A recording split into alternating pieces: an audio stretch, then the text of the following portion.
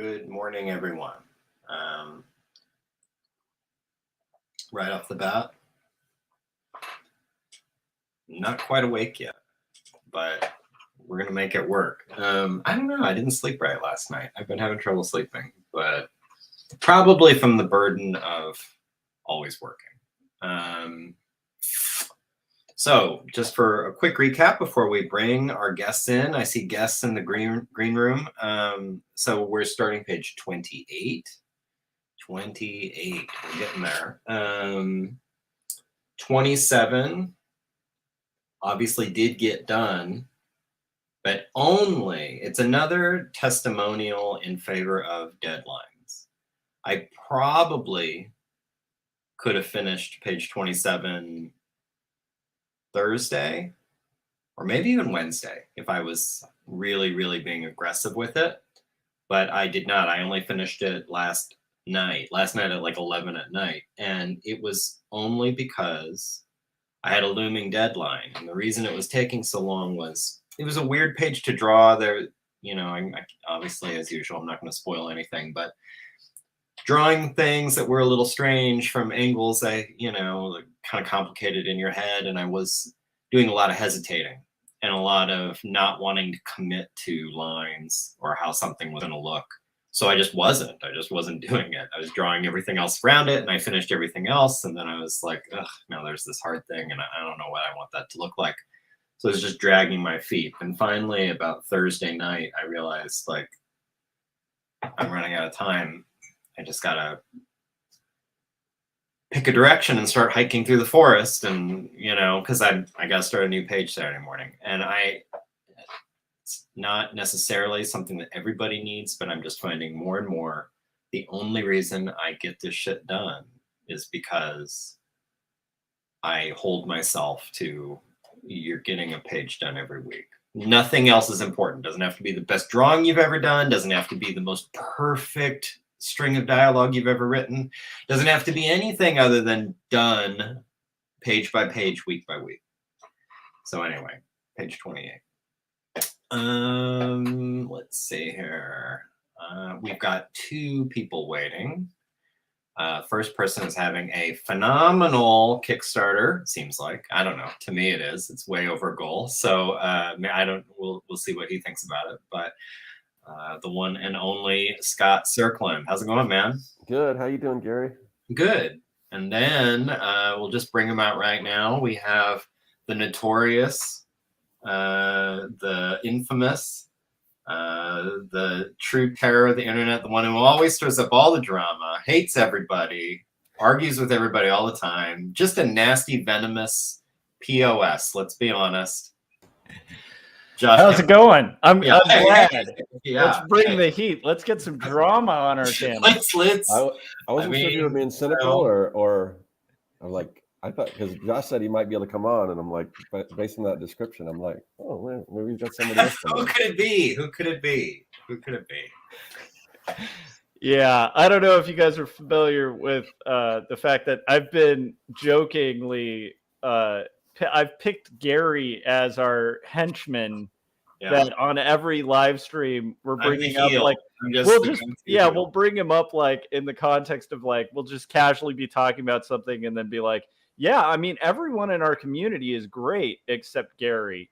Gary is, but we're doing it, in full disclosure to promote Dinosaurs versus Mars Bots, because the angle is always he's revealing secret government information.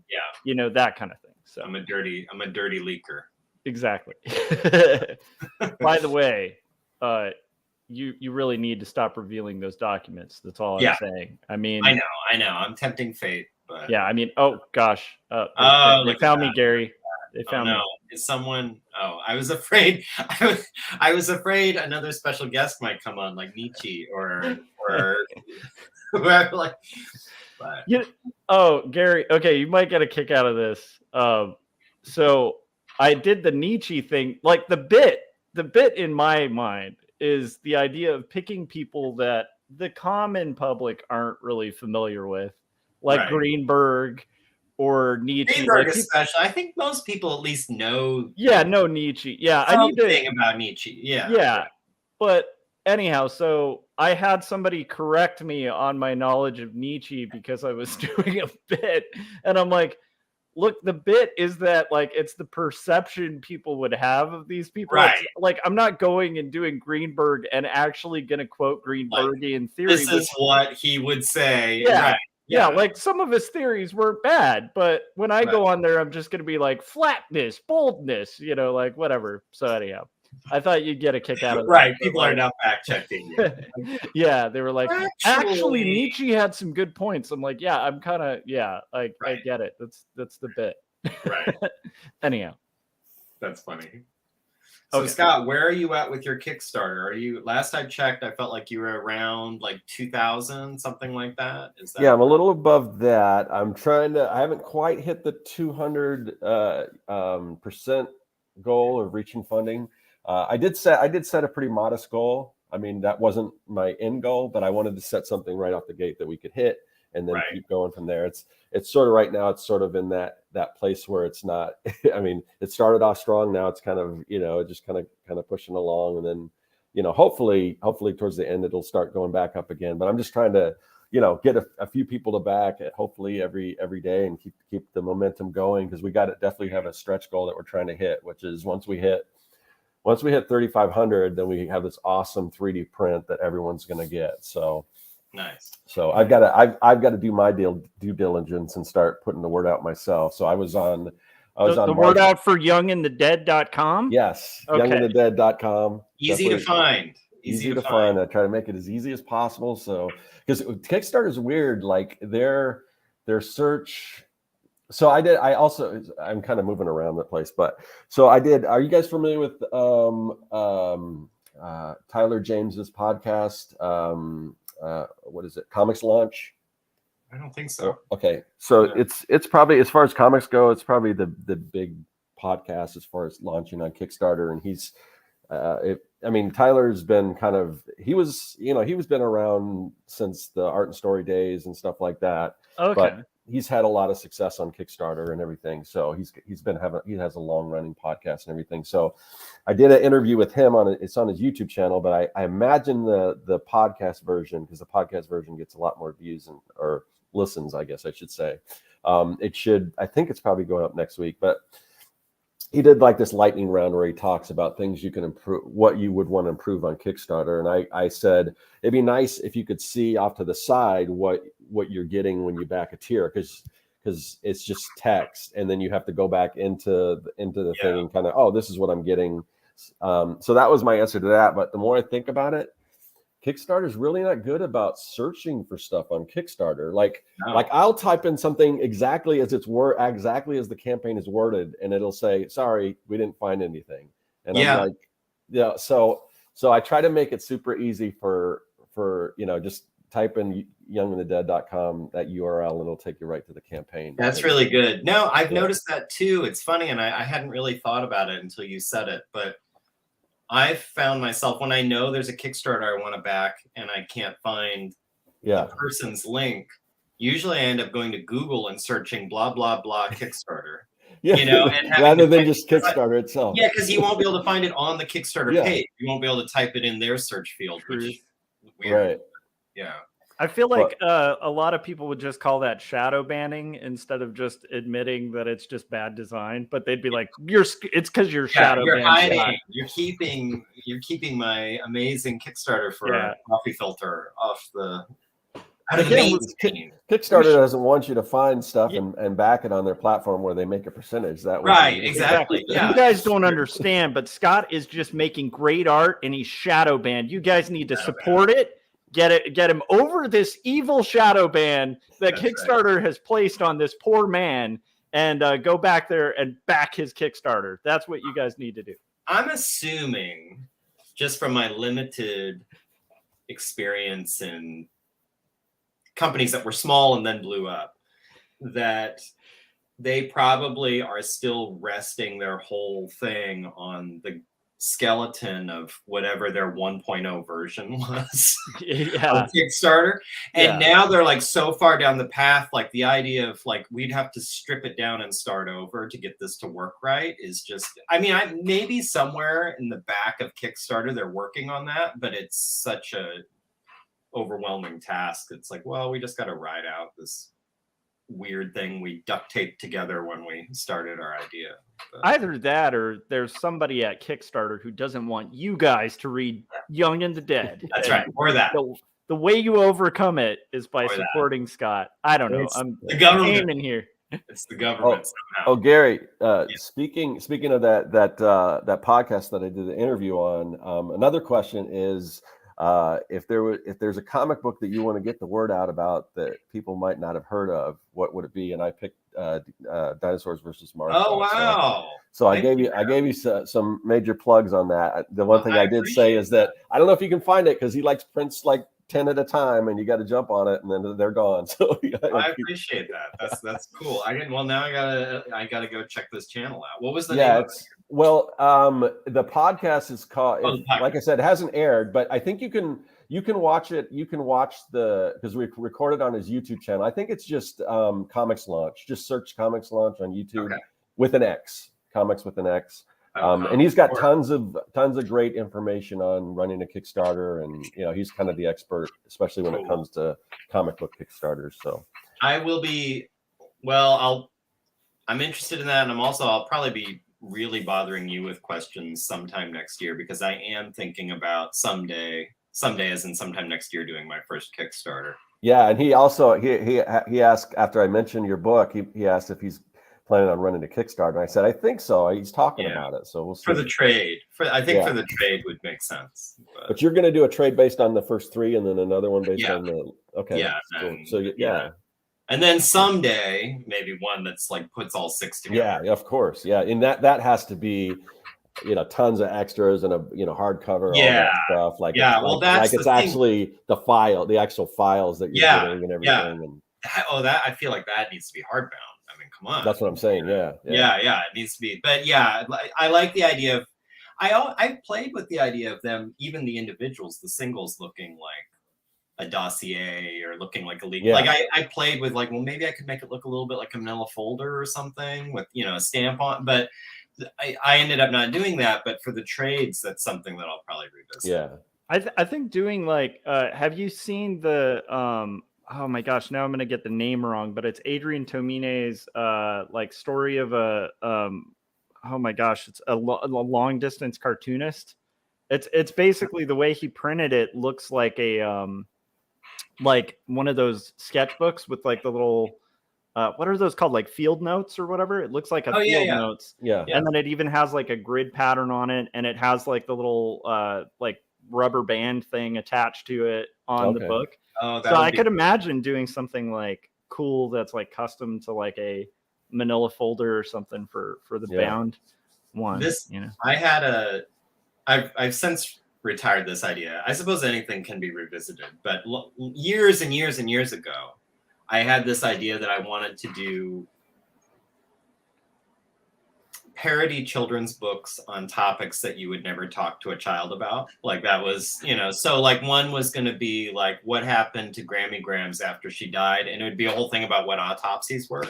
And it would be, like one of the little golden books, like you would, and it'd be like in that kind of style, but it would be taught. And then it's like, for other ones, it'd be like, what's a bikini wax? And like, tell me, what happened to JFK? And like, there'd be like a kid's book about it. Anyway. My neighbor is not Harry Potter. My neighbor is not actually Harry Potter. I learned the hard way.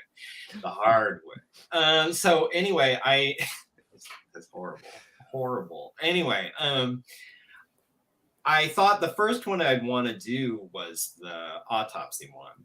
Yeah. And I had this idea, wouldn't it be cool if there's a limited edition that came in like a little body bag that you could unzip? Oh. Anyway, that's cool. Yeah. Someday, if someone wants to steal it, I haven't done anything with that idea in 15 years. Go ahead. I guess you get it. But like, that's something that I just always, I don't know. I think about special editions. What about a body bag edition? I love it. I feel like man, we should, I don't know, at some point we should all talk about the ideas that may never come to fruition. One of mine is I want to do a comic in the style of a Rob Liefeld that's called Captain Anatomy. And it's like the whole premise is like his superpower is just having like terrible anatomy. He's just distractingly out of proportion. Yeah, Like, exactly. he shows up and the bank robber just like, or like he's in a what's fight going on and with that guy? he can pull off moves that like any human being There you can't, go. because it's like your arm can't bend that way. It's like, yes, it can. That's what you think. So, Josh, what's going on with you? Where are you at?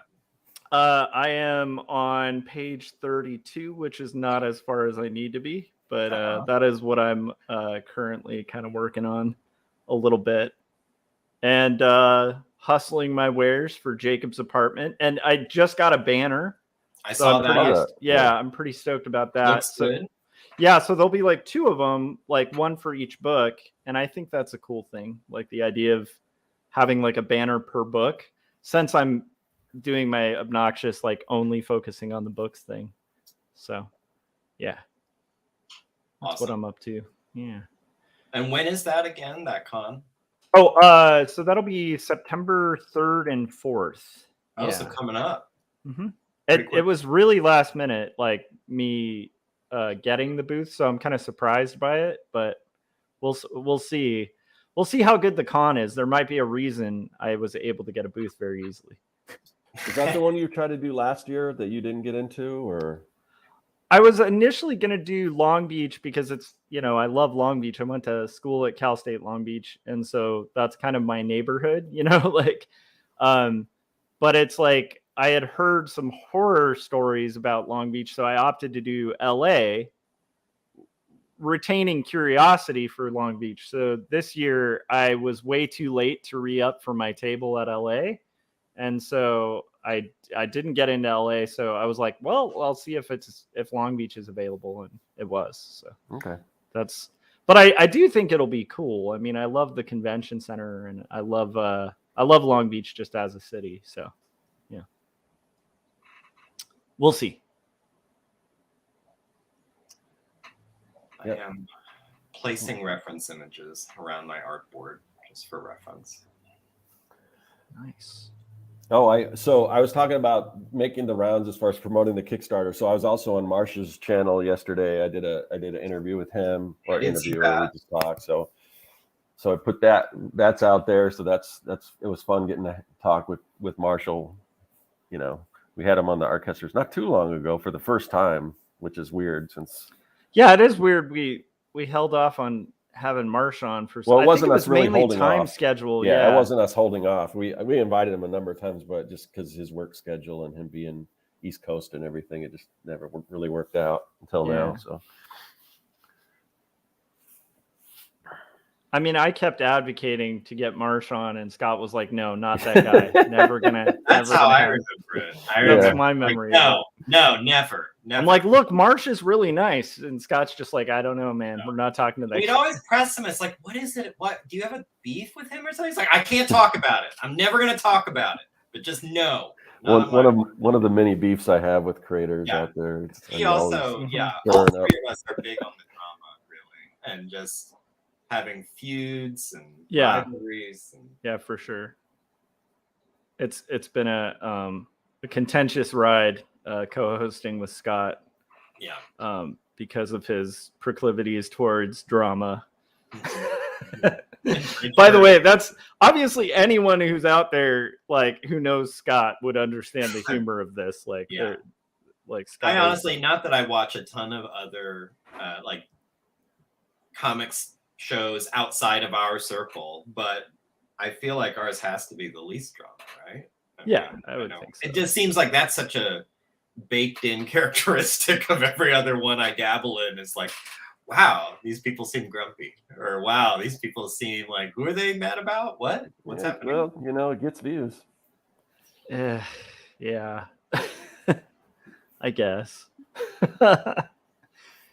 It's just like, I don't know, like, so that's one thing I am curious about with the kind of more drama heavy channels. Does that ever equate to, I guess, I don't know, an argument maybe could be made that could equate to more sales, but it's like, I don't know if that builds the kind of fan base that likes like supporting stuff, or just like the kind of fan base that you can activate if you need to burn stuff down. Because like, to me, that I feel like there are two polarities, you know, of like creators and then people who just destroy. You know? Yeah, I think it does probably help sales a lot. But like you said, what are they buying for? Are they buying for the content? Are they buying to make a statement about something they don't like and buy this instead, rather than buying it because they actually like it? Or, you know, I don't know. And then I'm thinking, how can we angle that for like sales of Young and the Dead? Like, what could we get people really mad about and be like, dude, like, if you're angry about this, you need to buy this incredibly sweet story about a group of kids and zombies. That's like heartwarming and awesome and fun and like not really like evil or weird. Like, I don't know. I'm trying to think of a drama thing. You know what? If you guys what's the like least likable thing on the planet? I'm trying to think, like something everyone hates. Bone cancer. Telemarketers. Yeah. You know what? If you guys hate bone cancer, like just go take down bone cancer. Like show bone cancer that it will not win by supporting Young and the Dead. There we go. Well, I guess he could set up a thing where a percent of proceeds go to bone cancer research. There you go. That's, I don't know. I don't know if that motivates people. What is? Yeah, it needs to be. Sadly, it needs to be very negative. Yeah, it needs to be upsetting. Yeah, like it needs to. You need to set up some sort of a scarecrow that's like, you see how horrible? You see how outrageous? You know, at the beginning of Scott's career, Jeff Lafferty told him he'd never make it. And if you guys want to prove Jeff Lafferty wrong, you need to support this. There we go. There you go. There. That's getting closer, I think.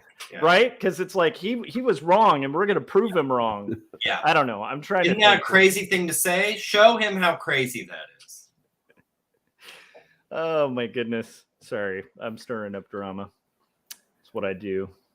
Oh, so this, I don't know if this is 100% confirmed, but just to tease a little bit, Jim and I have a shared, almost obsessive passion for movies. And we've a few times... Movies or films? Well, both. Very good. Very good. I'm glad you clarified. I guess both. But, and we've, like, a lot of our off-air conversations are about like, have you ever seen that one? Do you remember that one movie? Like a lot of that. So, and we both have observed separately, I think, on our streams and our public things or talking in the chat, like we'd love it if we could talk sometime about like our top 20 favorite movies or top 10 favorite movies or whatever. And so I finally reached out, I was like, why don't you come on the live stream and we'll share our top fives, like our personal top fives. And so that looks like it might be happening Wednesday evening, a special edition of Always Working Squatch. Squatch is going to lose his mind when he hears this, and like 2 Always Working Squatches a week. Where you won't be working. And that won't be working, yeah. But so we're probably going to exchange our favorite 5 movies. Should that special edition one be Not Working Squatch? Not working at all, Squatch. Like if you do Squatch. Extras, you could just call them Not Working. Calm Down Squatch, I think might be and then we'll be numbering for that one. So that will be Calm Down Squatch number 1. And then we'll see. But anyway, we've talked about Wednesday night. We both have normal lives, so who knows if that will actually happen. But that's the at least the plan for now. I dig it. And I need that much time to really sit and think about my top 5 because that's a tough question. I mean, I think that's like asking someone like, what are your top 5 albums of all time? Like that's hard. You got to think about that. Yeah, Jim was mentioning, he was like saying he wanted to do that like on a stream that he was on of mine like really recently, where it was like, I think he was like kind of saying, Josh, you gotta ask me to name my 20. He wants, and I was like, ask Uncle Jimmy, I think. And I felt really intimidated by that. Like just the premise of asking someone that question, because that's a heavy question to answer. It's tough. It's very hard. I mean, I'll be able to, I think I can come up with my top 2 easily, but then after that, it's like, I gotta think about this. For me, it would just be, I guess it'd probably be boring, because my top ones are, when I think top movies, I guess I would just go to the ones that I keep watching over and over again. And it's stuff like Star Wars, and it's just things that have influenced me the most. And it's like what everyone else would say. I don't have, I mean, as far as the top 5 slots, I mean, there's a lot of movies that I really enjoy that may be kind of off the beaten path or something, but I don't know if they'd necessarily get up into that top part. So it probably would just be kind of boring, like the same old stuff everybody would say. Speak of the devil. Here we go. Oh, whoa. Well. Are you going to take that kind of trash talk, Jim? I'm just being the drama starter today. Look, I don't have a lot of time because I'm waiting for my wife. But I just wanted to call in to promote a couple things. First, my Netflix special is on August 29th. It's called Shut Your Yo Damn Mouth. It's going to be on Netflix. And then I got of course, you guys know about my movie with Julia Louis-Dreyfus and Sacha Baron Cohen and everything. That's coming out September 9th. I have my tour that I'm doing with Naughty by Nature and Guy, 90s throwback. It's called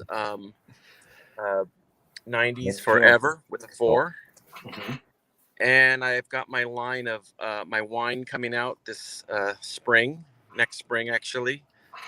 It's made of guava. Mm-hmm.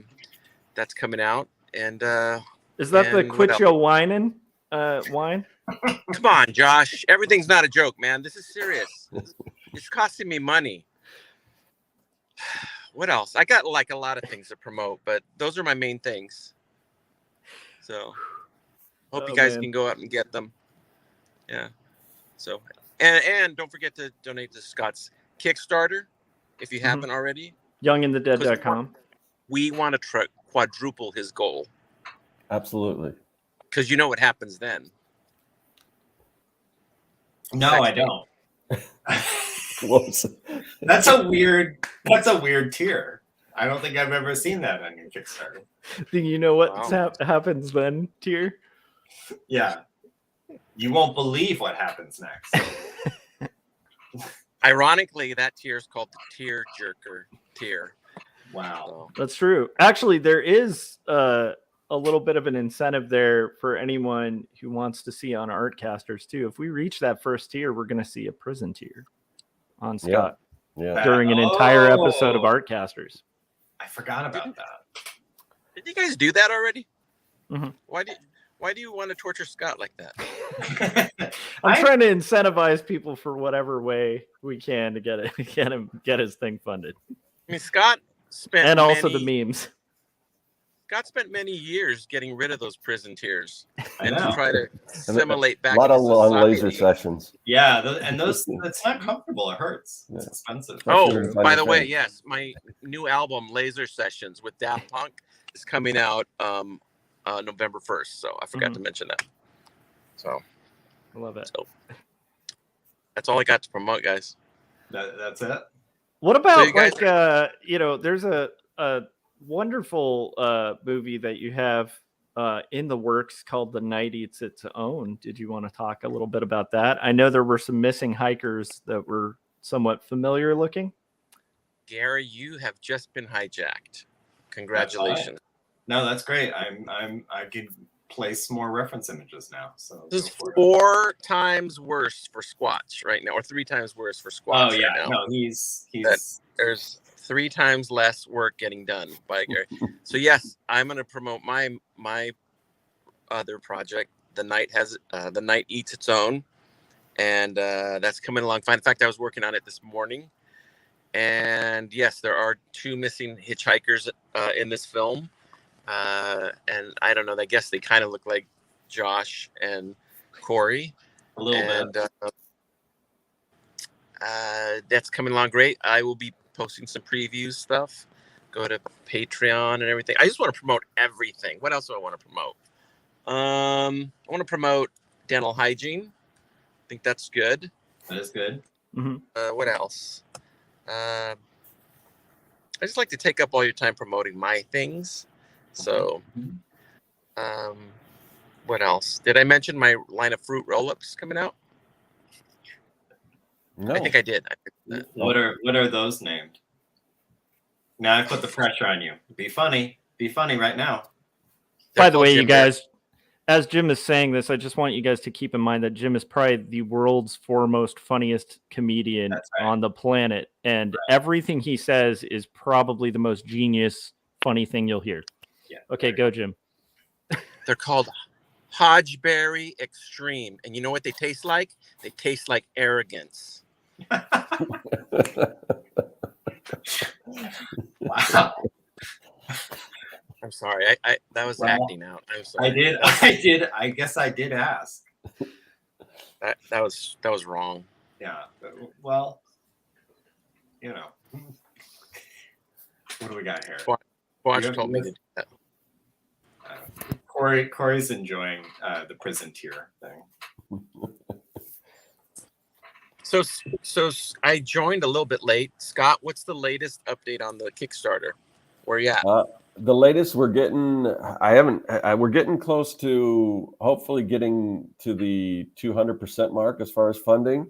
Got a little ways to go still, but we're getting close to that. I guess that would be the next benchmark. And then after that, we've got to hit, we have to hit the $3,500 mark. And that's when everyone gets this cool 3D print with 3D glasses, stretch goal, awesome artwork. And it's not printed yet, so I don't have the actual pieces to show, and no one would be able to see it unless they've got 3D glasses with them. But just when I look at it on the screen, it looks awesome. So, hey guys, I don't know if you can hear me, but my signal is dropping. So I'm sorry, Scott. Yeah, that was but I'll crazy. talk to you guys It sounded like you're being electrocuted. Yeah. That I think it was that interference again for the leaks that Gary keeps doing of the government. They're trying to shut people up off of your show. They're trying to shut down Scott's Kickstarter, and you guys shouldn't let that happen. Go. That's right. Support it. Show Young and Dead. that you are interested in alternative media sources in comics or something.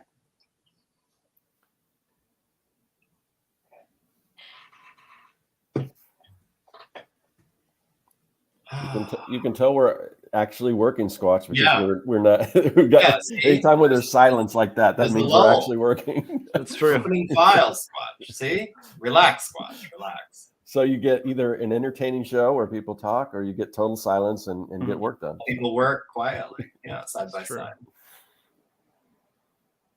So Gary, how is? You talked a little bit about the progress of DVSM, but are you feeling good about where you're at on it? It seems like you're right on. Yeah. I'm on schedule. This is something I think I talked about this in a past episode. Sorry, I'm cropping a thing. I've gotten my main character basically where the rest of the story is going to take place. And that just feels good, even though there's still lots of drawing left, months of drawing left. It's okay now. And the sequence of events where basically this story could be sort of broken into 3 acts. It's not really a normal, traditional 3-act structure, but there's basically 3 phases of it. And I'm in now fully the 3rd phase. And it kind of feels good to be where I've been working toward this whole time. Knowing okay, this is where this is where the climax is going to all take place. This is where everything's going to fall apart. This is where, basically all the big drama now, I'm in that stage. And that feels pretty good. It feels pretty good to see some progress.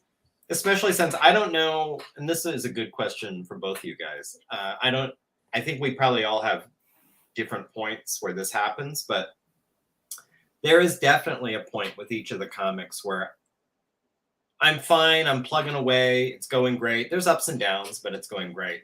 But there is a point where you do start to feel the fatigue. There's like this cumulative fatigue, I think, that starts. It grows finally to a point where you're aware of it at all times because you're just in it. And I think I just turned that corner a week or two ago, where I'm just realizing, like, boy, like this is, here we go again. And I'm fine. My energy's still there. I'm still on track. I'm going to be on track all the way through. But I do remember this with 97, because 97 was especially a slog, where it was like in the last third of drawing, I was just fantasizing about doing chores. I just anything else. Yeah. Like I was like, oh, I can't wait when I finish this. I am gonna clean that bathroom top to bottom. Like I was just, that's where my head was. Or I'm gonna do nothing. Like I'm just gonna sit and like, you know, play Legend of Zelda all day. Or, Oh yeah, like, the fantasies of clean doing the nothing. kitchen. Yeah. Yeah, and I think it's just a symptom of like, I'm just a little worn out doing this all the time. But so for me, where am I at? I'm at about page 30. So that's 30 weeks of drawing plus however many weeks I spent doing research and prep, plus however many weeks I did writing it. This is apparently about where I'm like, oh boy, like I'm starting to feel it. What about you guys? Does that happen earlier, later? Have you learned to manage that? You've done it enough times where it's about the same all the way through? That happens quite a bit through any project that I'm doing. I think it's just ADHD. Like I'll be working on something and I'll be making some progress. I'm like, you know what? I really gotta go, clean out the kitchen cupboards or something like that. And then I'll go do that and then I'll get back. I don't know. It's just, but yeah, that does happen. Yeah. Yeah, I definitely get that. I kind of feel like that's half the reason for it is also that's the work part of artwork. It's like it's not always fun and games. And I think honestly, like I do kind of feel empathy for people who like will stop a project just because they're like, this isn't fun anymore. And it's like, can you imagine like what our world would look like if everybody just stopped doing stuff when it stopped being fun? It's like we would have no art. Like we'd have no movies. We'd have movies, but there'd be like no post production done on them because post production's a pain in the butt. Right. So it'd just be raw footage, and you'd have actors who are all improvising because none of them want to memorize scripts because memorizing scripts is a lot of work, and it's a lot more fun to just riff. Like the whole art world would collapse if everybody just gave in. The whole world would. Yeah. You didn't go through the McDonald's drive-through. Hello? Yeah. Hello? Right. This isn't fun anymore. I'm not going to take your order. Trash. No one. Yeah. I mean, nothing would get done. Yeah. So I always keep that in mind, like for myself when I feel that, like it's something you have to kind of overcome, but it's also part of the process of this thing being work. Like it's fun. It's one of the best jobs in the world, but it's still work, Maybe that is the test of, like, are you approaching this as a hobby or are you approaching this as a job? Yes. And a job doesn't mean you don't love it.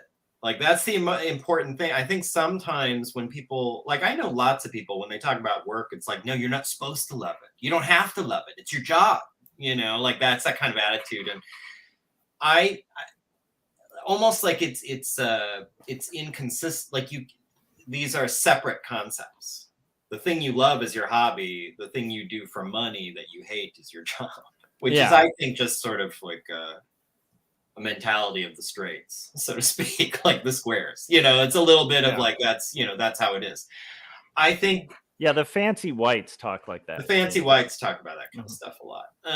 But I think, and a hobby is something you do just for pleasure, to have fun, because it's something that helps you unwind. You just love it. And, if you're not feeling it that day, you don't do it. I think that's an example of maybe a passion that you're taking seriously. Is it's not always easy. You're not always in the mood to do it, but you do love it. and you do it even when you don't want to. Like that's, I think, a special rarefied space. But yeah, I mean, that's not every week. I want to sit down Saturday morning and start a new page. Yeah. But No, I I do- mean, a good example is like today, you know, my family's going to like Little Tokyo, and I love going there. And, you know, like, so my wife and kid and all of them are going out to have fun. And I'm like, I'm staying home and working on comics. yeah.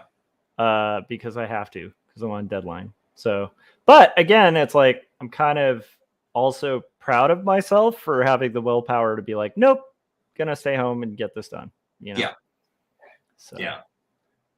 and then like you overcome, it's like that stupid War of Art thing. You overcome the resistance by doing that. Oh my gosh, they cut off Scott's feed. What? Oh God, they did. Look, they They- got him. They got him. Yeah, they're trying to get Scott to stop getting you guys out there to go to youngandthedead.com and They support pulled Scott. him out of his chair, and yeah. But you know what? The Kickstarter's still live, so you still have a chance to go in there and fight the power. True. And Show those fancy whites. that's right. That's right. That, by the way, that video, the fancy white video, Uh-huh. inexplicably has almost 3 times as many views as any other video of these live streams. I don't know why. It must have got, I don't know if it got picked up in an algorithm. I don't know if someone's been, I don't know what happened. But like, and it's not tons, but normally for these live streams, I end up with 45 views, you know, something like that. Not a ton, but like, but that one is like over 100. And I don't know why. I don't know if people, I don't even remember exactly what, I know obviously Fancy Whites was talked about, but I don't know what else came up that I might have, I don't know why, I don't know how. And there's no comments to help me understand. It's kind of tough. Like, you know, every once in a while when you're doing these live streams, you'll have one where like a ton of people show up like immediately. And it's not necessarily that everybody was just magically available that day. It's like something with the algorithm worked out to where everyone was notified, and somehow the search engine's like putting it up there. But yeah, it is weird how like it's kind of hard to boil it down to like, oh, it's the content that I did in this. I don't know. I don't know what it was. Yeah. I think Scott's talked about that too. Weird bots. I've had that on Instagram where there's a few, like I have a certain number of likes I expect from every post, you know, and I think it was last year or the year before I put something up. I didn't pay to boost it. I didn't do anything. And somehow I got like 700 likes or something like crazy. Like, I don't know what happened, you know, and I never had an explanation. And I just assumed like, well, it's probably some weird bot activity or something. Like, I can't even figure out why, you know, this post, why, you know, and you look at the people who are liking it and it's like, is this even a real person? I don't know. It was very strange. I don't know. So sometimes I wonder that with YouTube, if that same thing can happen where for whatever reason. Yeah. Just there's some machine that turns on that has nothing to do with anything. But I don't know. That is always hard to know, you know. I think I think search engines are weird. And like, imagine if like for some reason I'm like looking for art stuff, and then YouTube, something about the algorithm and the timing that you went live, you end up on the first result for a live page. You know? I think that's kind of how a lot of these things happen. But again, I think a lot of people like to just call it shadow banning. If they're like, I had all these views and then I was shadow banned. And it's like, I know this is weird, but I literally don't even believe that happens. I don't know if is it a thing? Here's what I'll say. I don't know. It may or may not be a thing. I suppose I think it's thrown out way more often than probably is actually happening. You know? Yeah. I don't know. I think Corey has talked about this a little bit. I don't remember if it's in videos or like in my conversations with him or whatever, but I think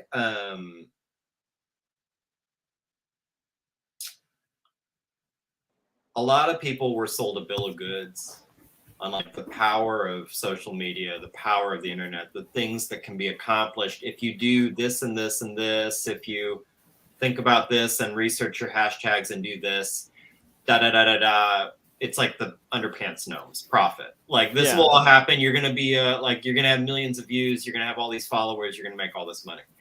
And I think people are gradually awakening to the realization that like it's not necessarily how it works. That there's a little bit of lightning striking to it. You know. Yeah. That, you know, it's not. You can do everything right, and it doesn't matter always.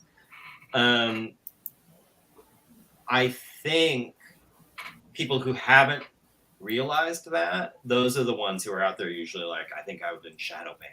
Yeah. You know, they're not like the more likely explanation, the simpler explanation is like, not everyone can be an internet superstar. There's not room for everyone to get, you know, 1 million followers and 10,000 likes per post. Like, it's just so imagine a band going like playing a coffee shop gig that like one person shows up to, and then they're like, "We've been shadow banned." Right. Like no one, kind you of know, like that. but I think it happens. I just guess my point is like it's kind of like I always am like as you guys know, like I'm a Christian. I'm not bringing this up to talk about Christianity. It's just in that there's all these people who will always say like the devil's tempting me. Right. And I'm like, yeah. Okay, so like just theologically, if Right. you are a Christian, the devil can be in one place at one time, not everywhere. He's not omnipresent, right?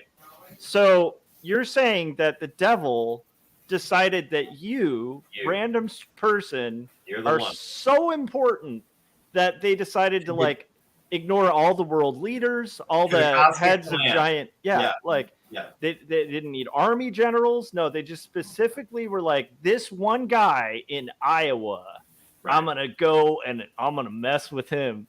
Well, Like- and kind of like the So you know, shadow banning's kind of similar, where it's like, look, there's limited resources at this company. Why would they go and shadow ban like a small follower guy instead of like picking the big dogs? You know, Right. like that's all.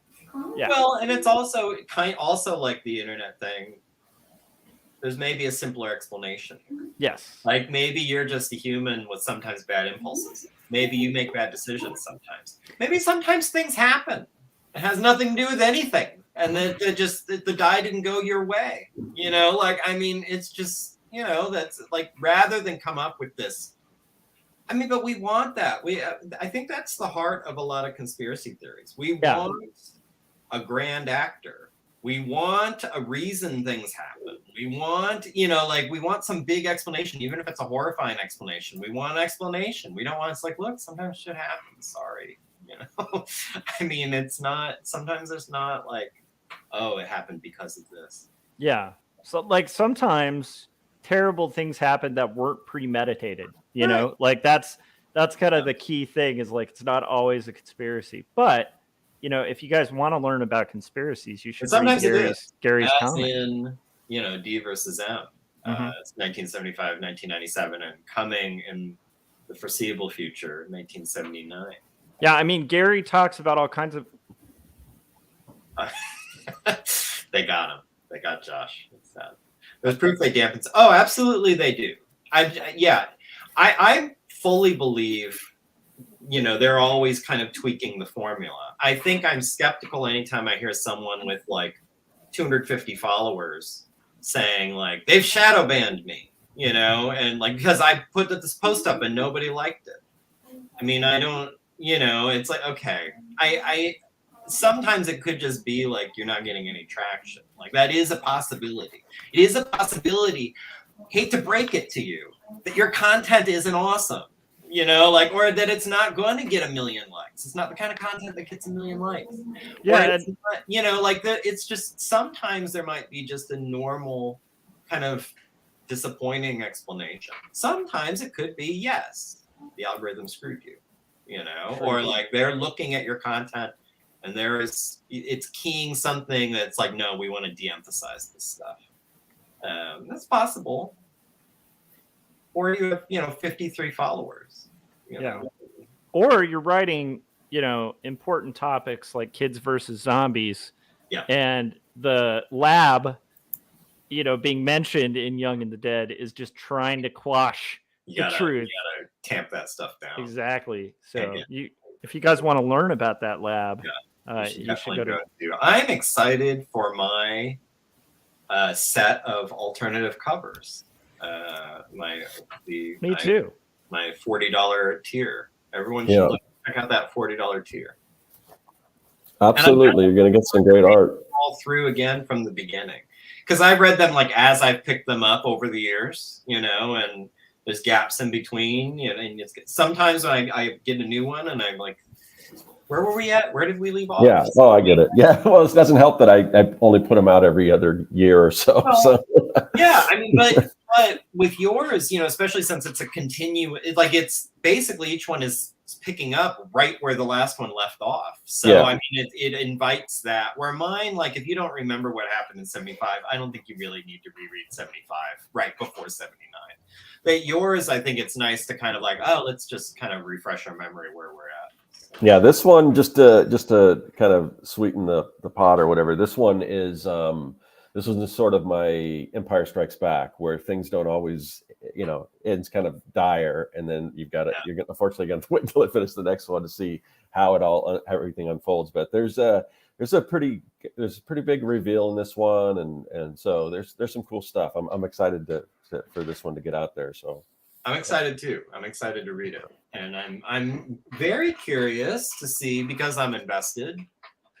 I hate to pressure you. Very curious to see where this all ends up, where that last one's going to go, what's going to happen, but we'll see. Yeah, it's written. Yeah, I really expect that every expectation I have will be fulfilled, Scott. Not to put pressure on you. No pressure, but I'm want hoping to be a satisfying, incredible ending, and I would like it hopefully in the next 12 months. I'm going to dig back through all the issues and find all the inconsistencies. I hate to ask this, but do you have a sense of like when that last one, like what your timeline is about how long that you said? I think I heard you say in one of your streams that the last one might be longer than the others. Yeah, it's definitely gonna be longer because it is written. So that's the good part. Because usually when I start, I mean, I've had the idea, sort of rough outline of where everything's going to go, but it's fully scripted. I know it's broken down into each particular page. Usually that's not the way it is when I first start an issue. So that part is done. Like if I don't know if I will, probably won't, but if I was to do another 100 Days of Making Comics, I've noticed when I look back at the 100 Days of Making Comics that I've done, a lot of the first so many episodes are just about the writing process. So that's already done. So that's good. Other than that, and even with that aside, although I don't know exactly when, I can't really estimate exactly when it's going to be out. I really think this one will take less time to draw, hopefully. I mean, that's my intention once I get into it. I kind of sped up the process a little bit last time by doing my pencils digitally, still doing the inks traditionally, so it kind of everything matches up.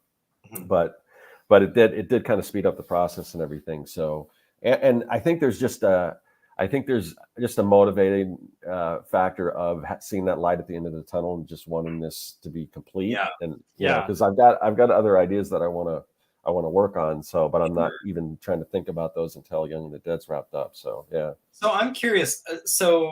Real quick, I just have to point out the meta here that you are being Squatch right now. I am. No, I'm not. Because I'm not saying like, Scott, why are you even talking to me? You should be drawing. Yeah, like you should be drawing, Scott. Yeah. Why are you even distracting yourself? So I'm curious, when was the whole? I got the impression from other streams that early on you outlined the entire series, correct? Like you had a general sense of where you were going. Not from the very beginning, okay. But since probably issue 3, I had it more of an idea where it was going to go. I didn't really totally know the ending when I first started writing. There wasn't a full outline. As when I first started writing the first book, honestly, it was meant to just be a real quick, 8-page story, and then it kind of became what it is. So, I mean, I had some ideas of where I might want to take it, probably after that first issue and the second, but it wasn't until probably I finished the third or that I kind of had an idea where it was. I mean, I knew there was stuff going on because there's stuff calling back to the very first issue that will be called back and stuff that I kind of laid the groundwork for, and you know, certain things that you know that kind of play into things. So I hope it will be it should be rewarding, just because, like I said, there's a lot of stuff that I think will pay off at the end, and hopefully I don't leave any stones unturned or anything. That'll be everything will wrap up nicely and everything. So nice. You know what's a curious thing, and I'm kind of curious if this is how it works for you too, that comes out of this, is like Gary and Scott, like you know what you were mentioning about that kind of, Scott, you were mentioning that you feel this momentum like toward the end of a project, and that can kind of motivate you to kind of work quicker, like the further you get. Have you found that, Gary, like when you're towards like the end half of a story, do you start picking up like momentum on Dinosaurs versus Marsbots?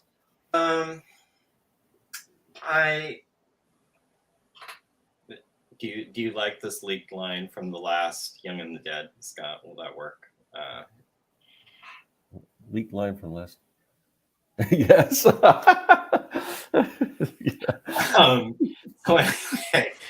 My favorite line in all of Star Wars. Anyway, so somehow,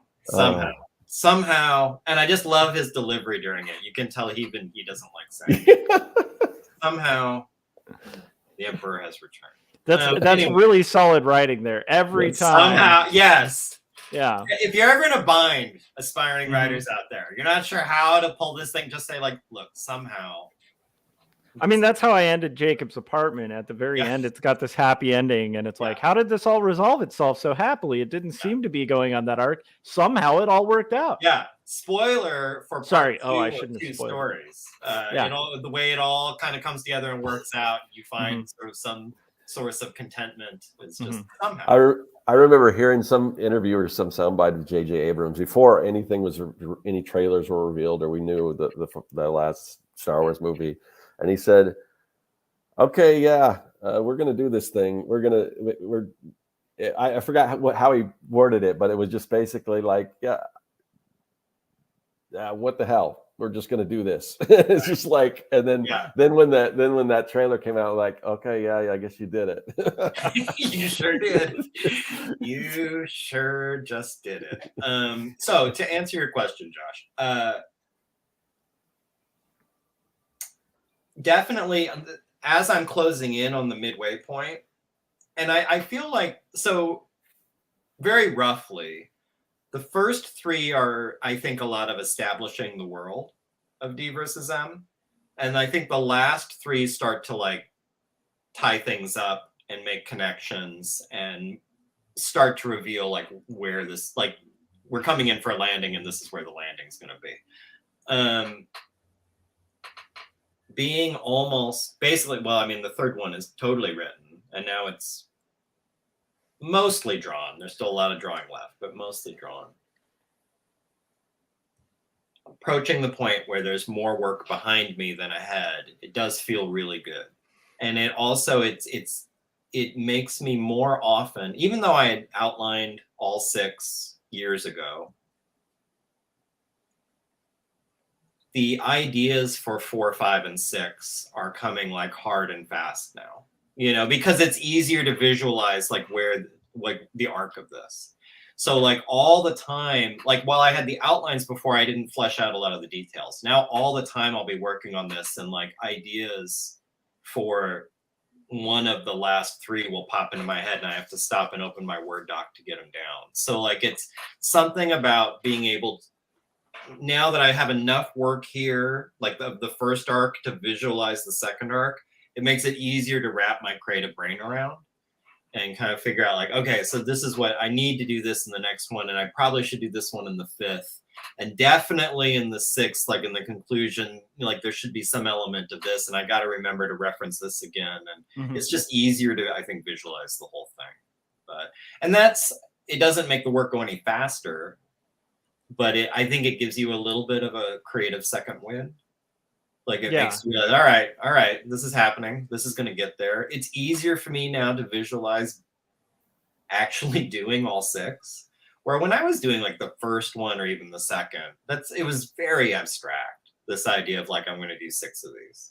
And I'm going to someday, like when I was drawing 75 and had the idea, for example, like number 4, the next one, you know, the idea of like, actually sitting down and drawing number 4 was like, I couldn't even remember. I was just trying to finish the first one. Like, it was too hard to think about how am I going to draw this stuff I'm thinking about for 4 or 5, you know, where now, like I'm thinking about all of them. Like I really have them all in my head. And I even have,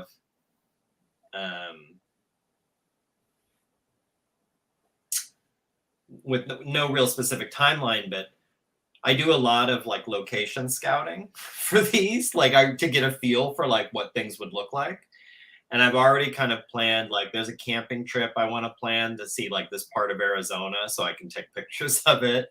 And, you know, for a future issue, there's like this restaurant that I knew that there'll be a scene in for part 6 that's since been torn down, but existed when 6 takes place. So, and I knew it was going to get torn down. So I went and took a bunch of pictures of it and like, you know, saved them all, knowing like eventually I got to draw this restaurant. So, and that's not going to be there by the time I'm actually working on part 6. So it's just like, I couldn't have been thinking that way a few years ago. Yeah. Yeah. I agree with that. I think there's like an impossibility to making comics, especially when you start, where once you start biting off little chunks of it, and like even your first time like thumbnailing a comic or whatever, it's just like it really is impossible, because you start realizing like, wait a minute, I wanted the character to walk over here. How do you show that? Like it's harder. It's easier said than done. Everything is easier said than done in comics. And so but like then once you kind of overcome that first one, yeah, I agree. There's like that momentum for sure. I've definitely experienced that. Well, and one thing just off that observation, there are unique sort of strengths and limitations to the medium of comics. And if you tend to visualize stories, going back to the gym thing, like film, like I'm very, I think, cinematically oriented in my imagination. So when I picture the D versus M's, it's very much as if I was watching a movie. Like that's sort of how I'm seeing it in my head. But there's some things that just don't translate. A lot of it you can just completely copy, like the way something is framed or things like that. But there are some things that just won't really translate to a comic that you would need to see in motion, or you would need to actually hear. You would need to see the actual, like, it would, if you were doing animation, you could do it, but in a comic, it's just not going to work the way you're picturing it in your head. There's lines of dialogue that as I'm drawing, I realize like, this doesn't work. It works in my head. It works as if these were actors. Like if I had someone doing this, it would work. But writing this dialogue out on a page, it's not going to read the way I'm picturing in my head. So I need to just cut it. Like I can get away with cutting it because it's not playing the same as I imagine. That's something also that it just made me think of that when you said you can't really plan for that. You can't really plan for how the story's actually going to play out as a comic compared to your head.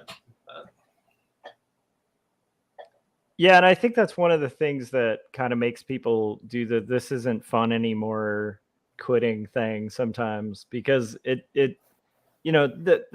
real fun of comics is that, at least for a lot of us, I think, is like that ideation phase where it's like you're kind of free and able to kind of imagine whatever. Yeah. But that moment for an artist of taking anything from imagination or even from observation and then trying to make it a real piece of art, it is inevitably a frustrating scenario, because it's never going to be exact. Right. And it's always going to be full of like a lot of work and rework and exploration that may lead somewhere you don't want. And I think that is the big difference between artists and kind of hobbyists, is like artists are the ones who like they take a life drawing class and they can't draw a figure and it sucks, and then they go through it and they do it again and it's better, and then they do it again and they learn measurement and like observation and proportion and like all of that stuff, and just suffer through it until you kind of get like a thing that's at least passable. You know? Yeah, and I think, I mean, it's such a, to me, it's maybe one of the biggest truisms in being any kind of artist, whatever it is, whether you're a musician or a sculptor or a comic person or a painter or what it doesn't, writer, it doesn't matter. I think the first, in like Kemblean terms, the first guardian, like sort of the first obstacle you're going to come across is, I have this idea, and like when I try to start committing it to paper or clay or music or whatever it is, it's not what I pictured in my head. And I think that is like the first obstacle you're ever going to come across. And I bet it knocks out the vast majority of aspiring artists. Like it's because it's so discouraging. It's so deflating when it's like, I can see what I want to sculpt in my head. And I can't, like, it's not turning out that way. Like, I remember the first time I took a ceramics class, just doing the wheel. I'd seen Ghost. I know how this goes. Looks easy. Looks fun. Like, yeah, where's Demi Moore? Like, and when you actually start doing it, I was like, this is hard. This is like there's a weird skill to this that I didn't realize. And this is not going the way I want. Yeah, and when Gary was sculpting all of the bongs that he needed to create in that class. You know what? That not quite as much as Corey Cush, but not as much as Corey Cush. No, nothing is. That Corey's out of hand. No, but I think you very quickly realize, if you've never taken a ceramics class, like a bong is outside your skill level. You're going to be making pinch pots and ashtrays. Yeah. Maybe a little like sake cup or something, but like you're not going to make anything. Like, good luck making a mug with a handle. Let's see you do that. But the first time you've done this, like, it's really hard, and it's gonna look so amateurish and lame. Whereas everyone in their head is like, they're gonna make the statue of David. Like, I mean, that's just like in your head. That's what your sculpture is. You at least are going in there thinking like, I'm gonna make this badass mug. I'm gonna get my mom or my dad, or I'm gonna keep for myself forever, and I'll always have this souvenir of like the ceramics class I took. Okay, tamp those expectations down. Like it's surprisingly tricky, and I still have some of. I don't know if people can see. There's that shiny blue. Where I'm trying to do the mirror image here. Where am I? There we go. Right above my finger, there's this little. I don't know even what it is, because it was first time ceramics. Yeah. It's sort of like a little genie vase. It's got a little thing. I don't know what it is, but it's, you know what, but it didn't blow up in the kiln, so I kept it. Yep. And I mean, but that's everything. You think like, I have this idea for a story. Okay. And that's also why, and I really aspire to be a nice, warm person. I do want to be. But one thing that I have to fight, one thing that will trigger me, is when I meet some person who's like, I've got this idea for blank, and they've not done one step down that path. It's really hard for me to say, like, I can't sit and listen to this. I just can't, I can't listen to your great idea for a movie. I can't listen to your great idea for a children's book. I can't, because that's the easiest, funnest part of the process. It costs nothing. And you haven't suffered at all yet. Sit down and start writing it. And then I want to hear about it. Because I maybe part of it is like, I want to hear you say, like, it's just not coming out. Ooh, like I'm pulling my hair out trying to get this thing to work. It's like, yes, now we can talk. Now I can relate to you now. But if it's all like, I have this great idea for a movie, I wonder how I would go about making it. It's like, I can't listen to this.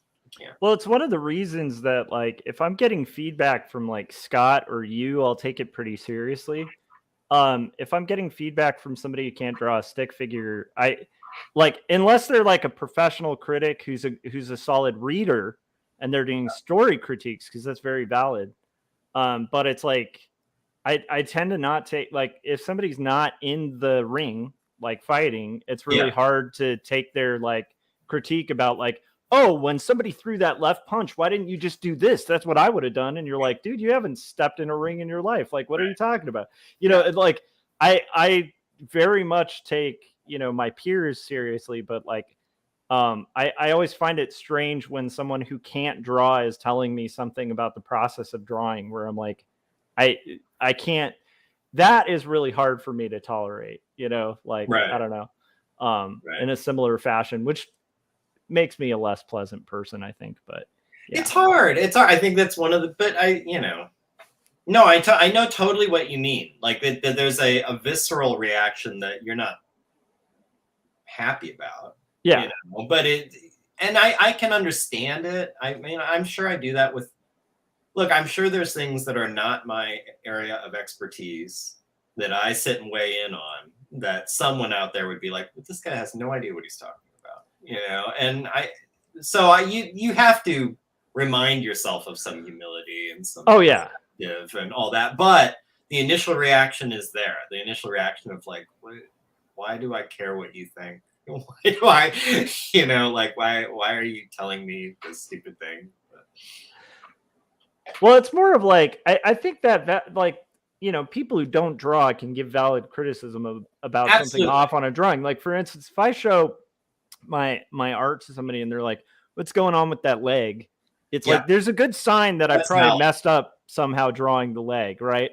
But it's more of like the kind of, I don't know, like people, I don't know if you guys have ever had this, but like, I've noticed that I have some friends that are horrible with finances, and they'll be the people giving everyone financial advice. And you're like, but your own, like, you know what I mean? Like there is I think what I'm getting at is I think there's a value to people's lives being able to back up a little bit of what they're saying, you know?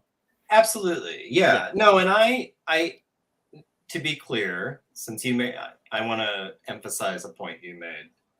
I am not of the school, like one of the lamest comebacks to, like if you say something like, I didn't think this movie worked. It's like, how many movies have you directed? Like, that's not valid. That's I agree. That is invalid. That's ridiculous. Like, I don't need this idea of like, you need to know something about this before you can judge. It's like, I don't need to murder somebody to say murder is bad. I don't need to, you know, like I don't need to have to actually be an expert in all these things before I weigh in. But I think you have to be very mindful of the fact that there is probably a level of ignorance approaching it. But there's a distinct difference between, I think, technical feedback, like this person used the wrong lens in shooting that scene. And like critical feedback, and critical in like the classic sense, not critical as in mean, and not critical as like in the internet sense of just like saying whether you liked it or not, you know, that's something else. But actually, like this was my reaction to seeing it and what worked and didn't work for me.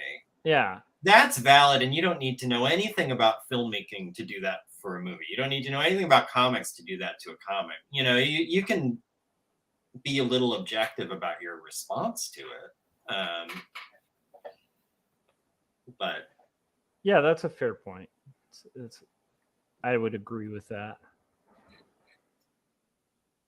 But I think you're always going to take, like you were saying about the idea thing, you know, it's like, I'm going to take somebody's idea. Like if Scott is telling me an idea, he has like a history of realizing those ideas. Yes. So that discussion's way more fun because I know it might actually go somewhere. Right. Whereas if somebody who just constantly is talking about ideas and not making those ideas a reality, it can be harder to have those conversations only because of that. Like, because like, what are you going to do with this idea? Like, is this just, you know, time waste kind of thing? So I think that's more what I mean by like, I take my peers more seriously. Like if somebody is making comics, you know, and then they're talking about making comics, I'm going to take that a lot more seriously than like, I've gotten feedback on how to do this. I think what brought this to mind was like, I got feedback. a while ago about how to do flat colors. Yeah. And I looked at our artist's work and they can't flat color. And I was Right. like, why are you telling me how to do this thing you don't even know how to do? Like, it was really weird, Yeah. you know, because I was like, it's just a strange thing, you know. It's Yeah. equivalent to, I think, if like I went up to like a bodybuilder and was like, hey, dude, you should lift this way. And it's Right, like the yeah. guy's like, what do you lift? Like, You're what are you looking at talking about? proportion. It's like, Yeah. that's pretty bold to Yeah. go up with. Yeah, no, totally. Well, and Yeah. I think there's something useful in, especially people who know how to do it.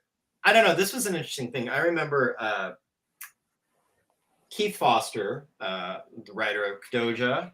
I got to get Keith and Scott on here sometime, but the guys, the Making Comic guys. But he sent me his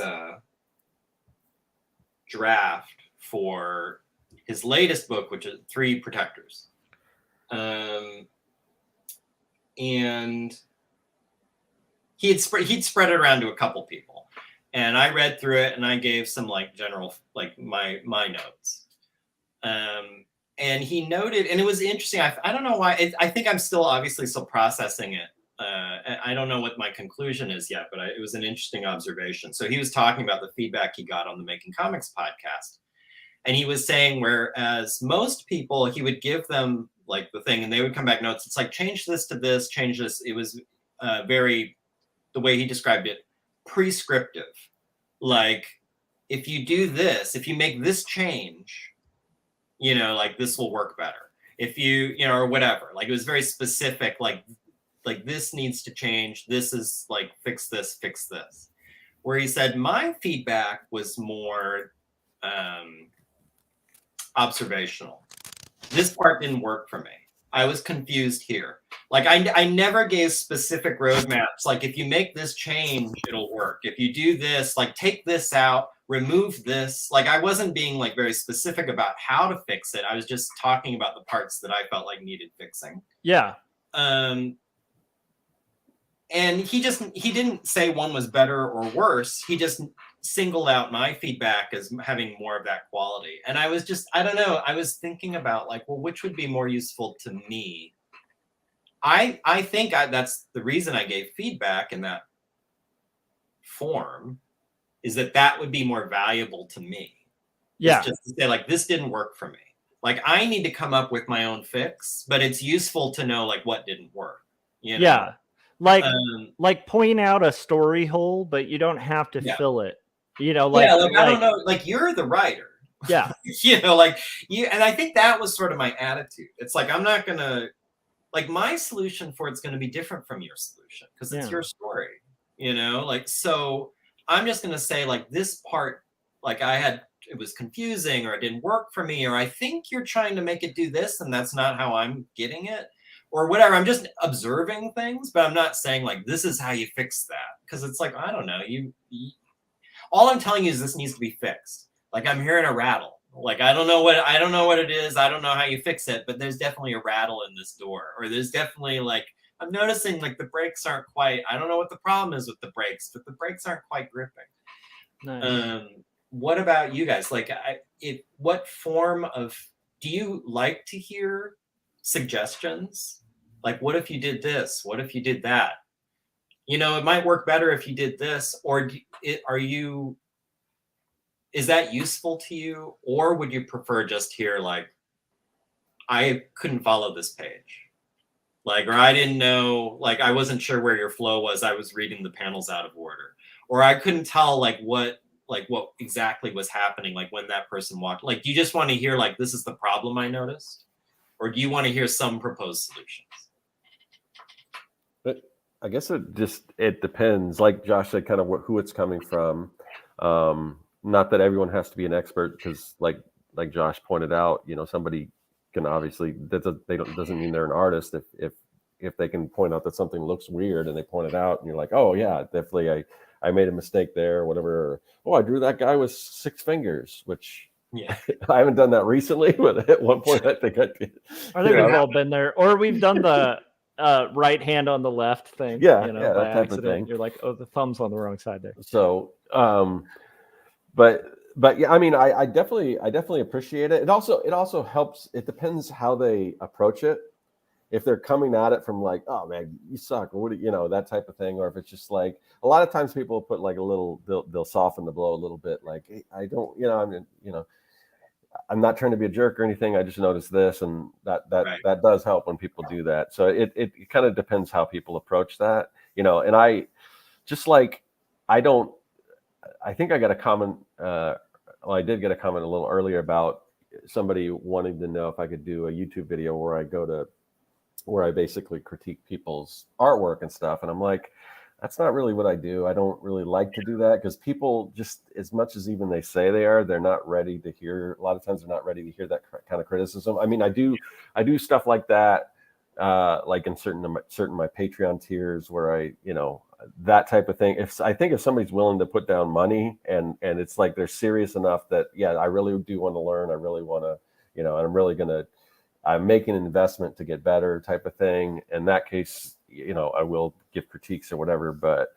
it's just not something I typically offer up, other than, if somebody shows me their stuff, I'll point out, I may kind of, I won't get brutal, but I may, if they ask, what do I need to work on? And just in general, I may, or I'll point out things that they're doing that's good, that they need to keep doing or go in that direction. But I don't give like really super harsh critiques or anything like that. I don't either. I don't like. I'm not comfortable with it. Yeah. I'm impressed by people who not only do it but do it well. Yeah. I'll definitely pick out stuff I like, and I might be very general about maybe like an area to concentrate on going forward. But I get very reluctant to get too deep in the weeds with the criticism with people's work. I think because I that's such a minefield, but also I find it very difficult to know what people are after with their work, So it's like, I'm very aware of the fact that I might start seeing, like, talking about things that I would like to see that's not what they're going for, So I might say, like, I would concentrate more on your line quality. Like, and try, maybe try to get like long. That's something you'll see in like young and experienced artists. A lot of like this around lines. It's the scribbly. Yeah, work on like, draw with your whole arm and line quality. And I feel like your lines are very even. Try to like vary your thickness a little bit. Like, let's, get a little dynamism in here. But all of that I recognize. Well, those are not bad tips generally for anybody. Some of that is like what I like to see in a drawing. And, therefore, like my personal taste.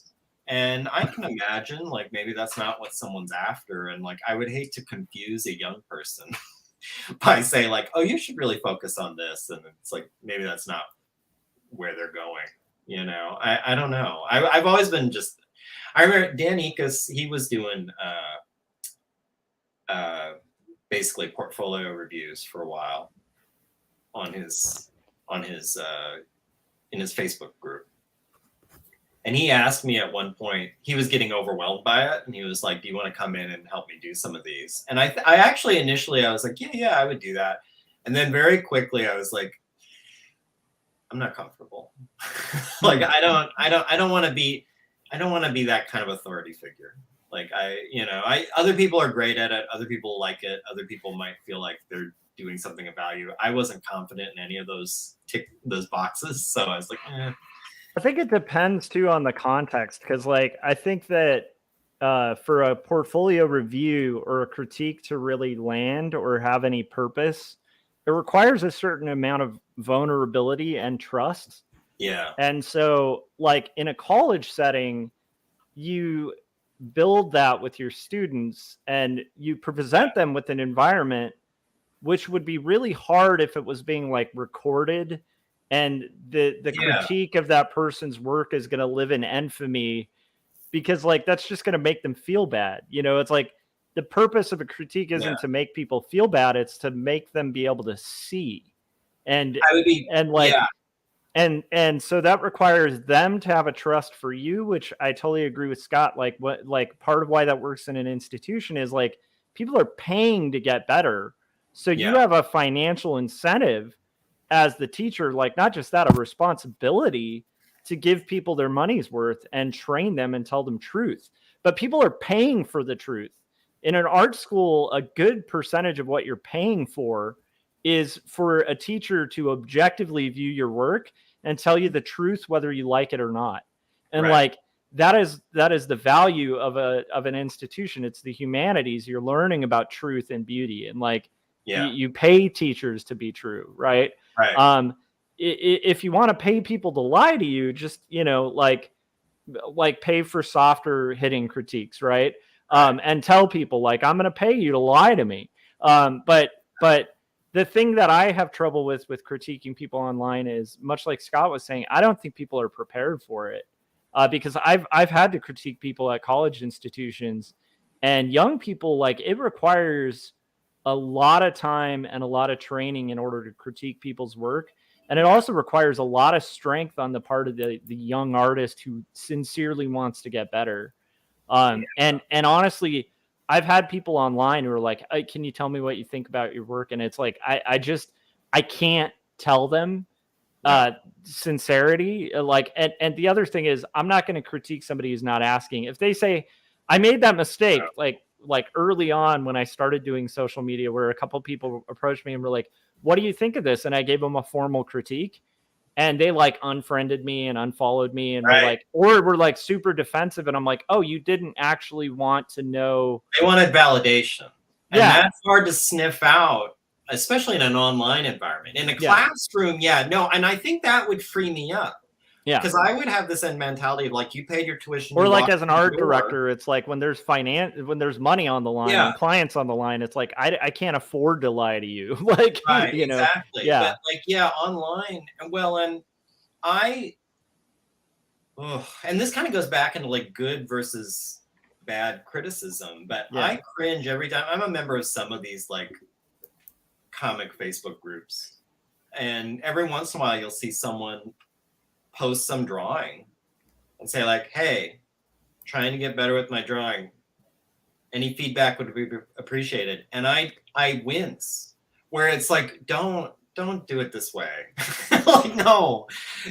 And maybe I'm just a little too worried about the receiver of, like the artist. Maybe I think if now talking this out, I think I may be a little too, not too much empathy for the artist in question, but too much concern for how they will receive the feedback. And I know there's probably an argument of like, look, all you can control is the information you're giving, how they decide to take it, whether they want to be an adult or not, whether they want to, take it in good faith and not be shattered or discouraged or whatever by whatever they hear. That's their problem. That's their thing to figure out. All I have to do is be as honest and kind and, considerate as I can, and I feel like it behooves us to also point out, like, once something's printed, that's not the time to critique it. Like when something's a product, like, unless it's a product in revision, like, I'm not going to be emailing authors and being like, hey, on page 4, you had a typo. Like, I might bring it up to them if it's a friend and they're going to reprint it. But otherwise, like, there's an opportunity to go in here and fix it. But I certainly wouldn't do it publicly. No. Like, if any of you guys had a typo somewhere that I noticed, like, I would be messaging you. Yeah. And saying like, hey, just so you know, I noticed this. But if there's like an art error, it wouldn't be like you should fix. It's like, just so you're aware. Yeah. You do whatever you want with that information, but like, I noticed this. So. Yeah, but let's say you did like a run of like 2,000 copies of Dinosaurs versus Marsbots or something, and then I email you and I'm like, on panel 3, his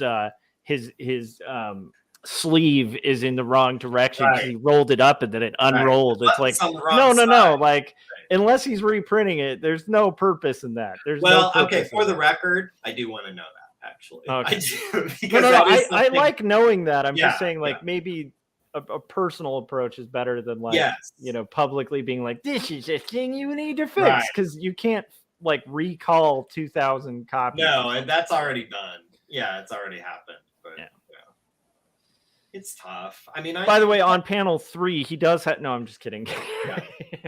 But, you know, at the same time, like some of the biggest memories I have of taking studio art classes in college were times I got exactly the feedback I needed to hear.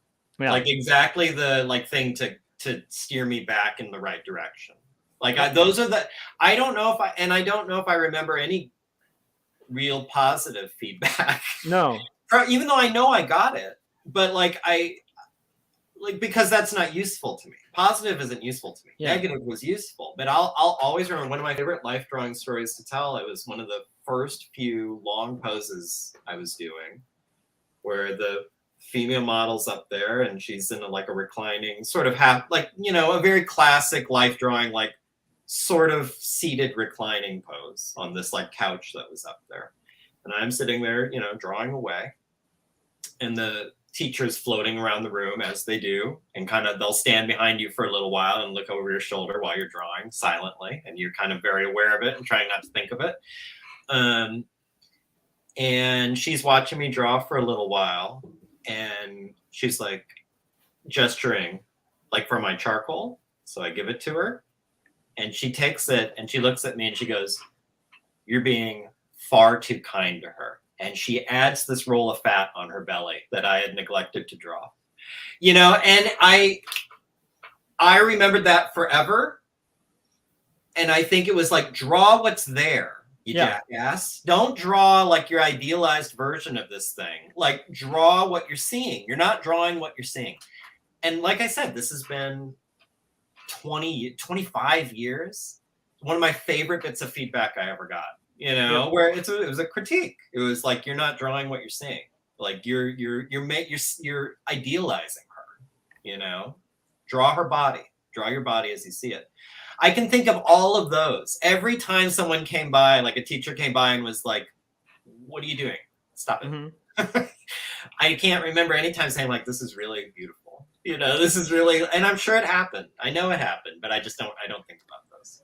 I had a teacher, I've had teachers that literally got me choked up to where I was teary eyed, that said things, and not out of positivity, "Oh, thank you," and more of almost wanting to give up my art career, my future art plans, because they shattered me that much. Right. And yet some of the things that were said, I remember one teacher just asking me why, endlessly about a piece, and it was early illustration, and that is such an important question to have an answer for when you're an illustrator, because you're storytelling, and if you don't have a story or a reason, you're not illustrating, you're just making pretty pictures, and it's so I love the fact that they pushed me on that, because as an artist, I find more and more the older I get that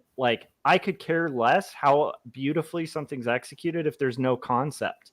But a concept, that's where I'm I really do find value in art. And I think when I was younger, I was more into the decoration. And now as I get older, there's more and more truth to my teacher who was pushing me on why, because they were "Well, you made a pretty picture. What's the point?" And I'm "Okay, well," and they're "Why?" And I'm "Well, because it was the typical young student thing where it's because it's cool." And it's "Well, why is it cool?" And it's "Well, it doesn't matter. It's just cool." That kind of thing. Right. It was such a valuable thing, because it made me have to dissect my thinking on something and realize I had no foundation for why I was making choices on that piece. Right. And that's that, again, you gotta value a teacher who's got the guts to kind of push you on that kind of thing, and be I think with drawing it comes up less often, but in most art, I think one of the very useful initial questions that I think will help grow kind of a naturally gifted young person into an actual serious, someone who approaches their work seriously, is what are you trying to say? Which is a framing that you don't, when you're doodling in your spiral notebook and drawing skulls and girls in bikinis and whatever the hell you're doing, there's, you're not saying anything, you're just I'm just drawing things that look cool. But when you start approaching your work, it's what's your intent? What are you trying to do here? What are you after? Like that reframes the whole thing. And I found, if anything's changed about me getting older, I find that I've shifted where if I had to pick out like some of my favorite work when I was a kid or a teenager, it probably would have been stuff that was very glossy, not literally, but sort of figurative. You know, like it looked great. It was very cool. Like it, you know, like there was something very flashy and neat about it. And now I found I've kind of shifted to the other side where like I still love technical excellence. I still really admire it. But I think I'm way more interested in like, is there something interesting here? Like, are they saying something that I've never heard before? Are they showing me something I've never seen before? Are they expressing something that I don't see a lot in art? Like I'm more interested in kind of novelty and well, novelty, not in sort of like as a curiosity, but newness. Like at this point, I'm almost 48. Like all of us, I've seen a lot of art in my life, and you get to the point where it's like you're gonna have to show me something fresh. It's like the Far Side with the snakes around the table, and like there's one little old snake with glasses, and like the mom snake is saying to the kid snake like, jiggle grandpa's rat for him, because he's just like, there's a rat on this plate, and it's like, jiggle it for him so he can get excited. Like, I need you to jiggle the art for me a little bit. Why do I care about this? What are you saying? What's interesting about this? What are you expressing? What experience are you trying to, what are you trying to make me feel? I think I'm way better now at like being interested in that more than anything else. And I think it also orients my work. It really orients Steve versus M, where I'm like, what am I saying with this? It's not been said.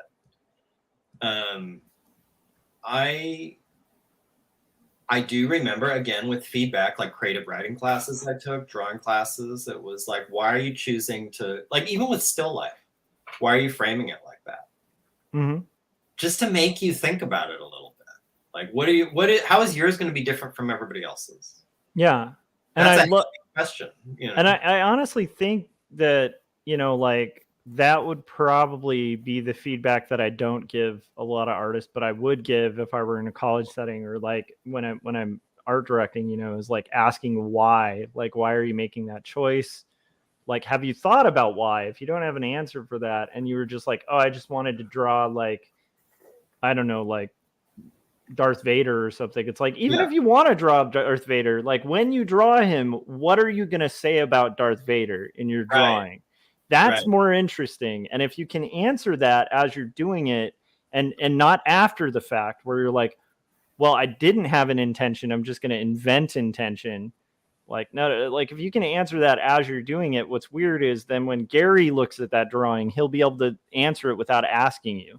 He'll be like, oh, that's crazy. Like, we've all seen those, even pop cultural stuff, where it's like a great like gig poster artist or something does, like Ollie Moss would be a good example, where when he does Star Wars, you look at his posters for Star Wars and you know why and what he was thinking. He was playing with the forms and making interplay between silhouettes, two disparate silhouettes, and doing that juxtaposition to like make you have an aha moment that you haven't seen on a Star Wars poster before, and now everybody rips off. But it's like, that's anyhow. Yeah.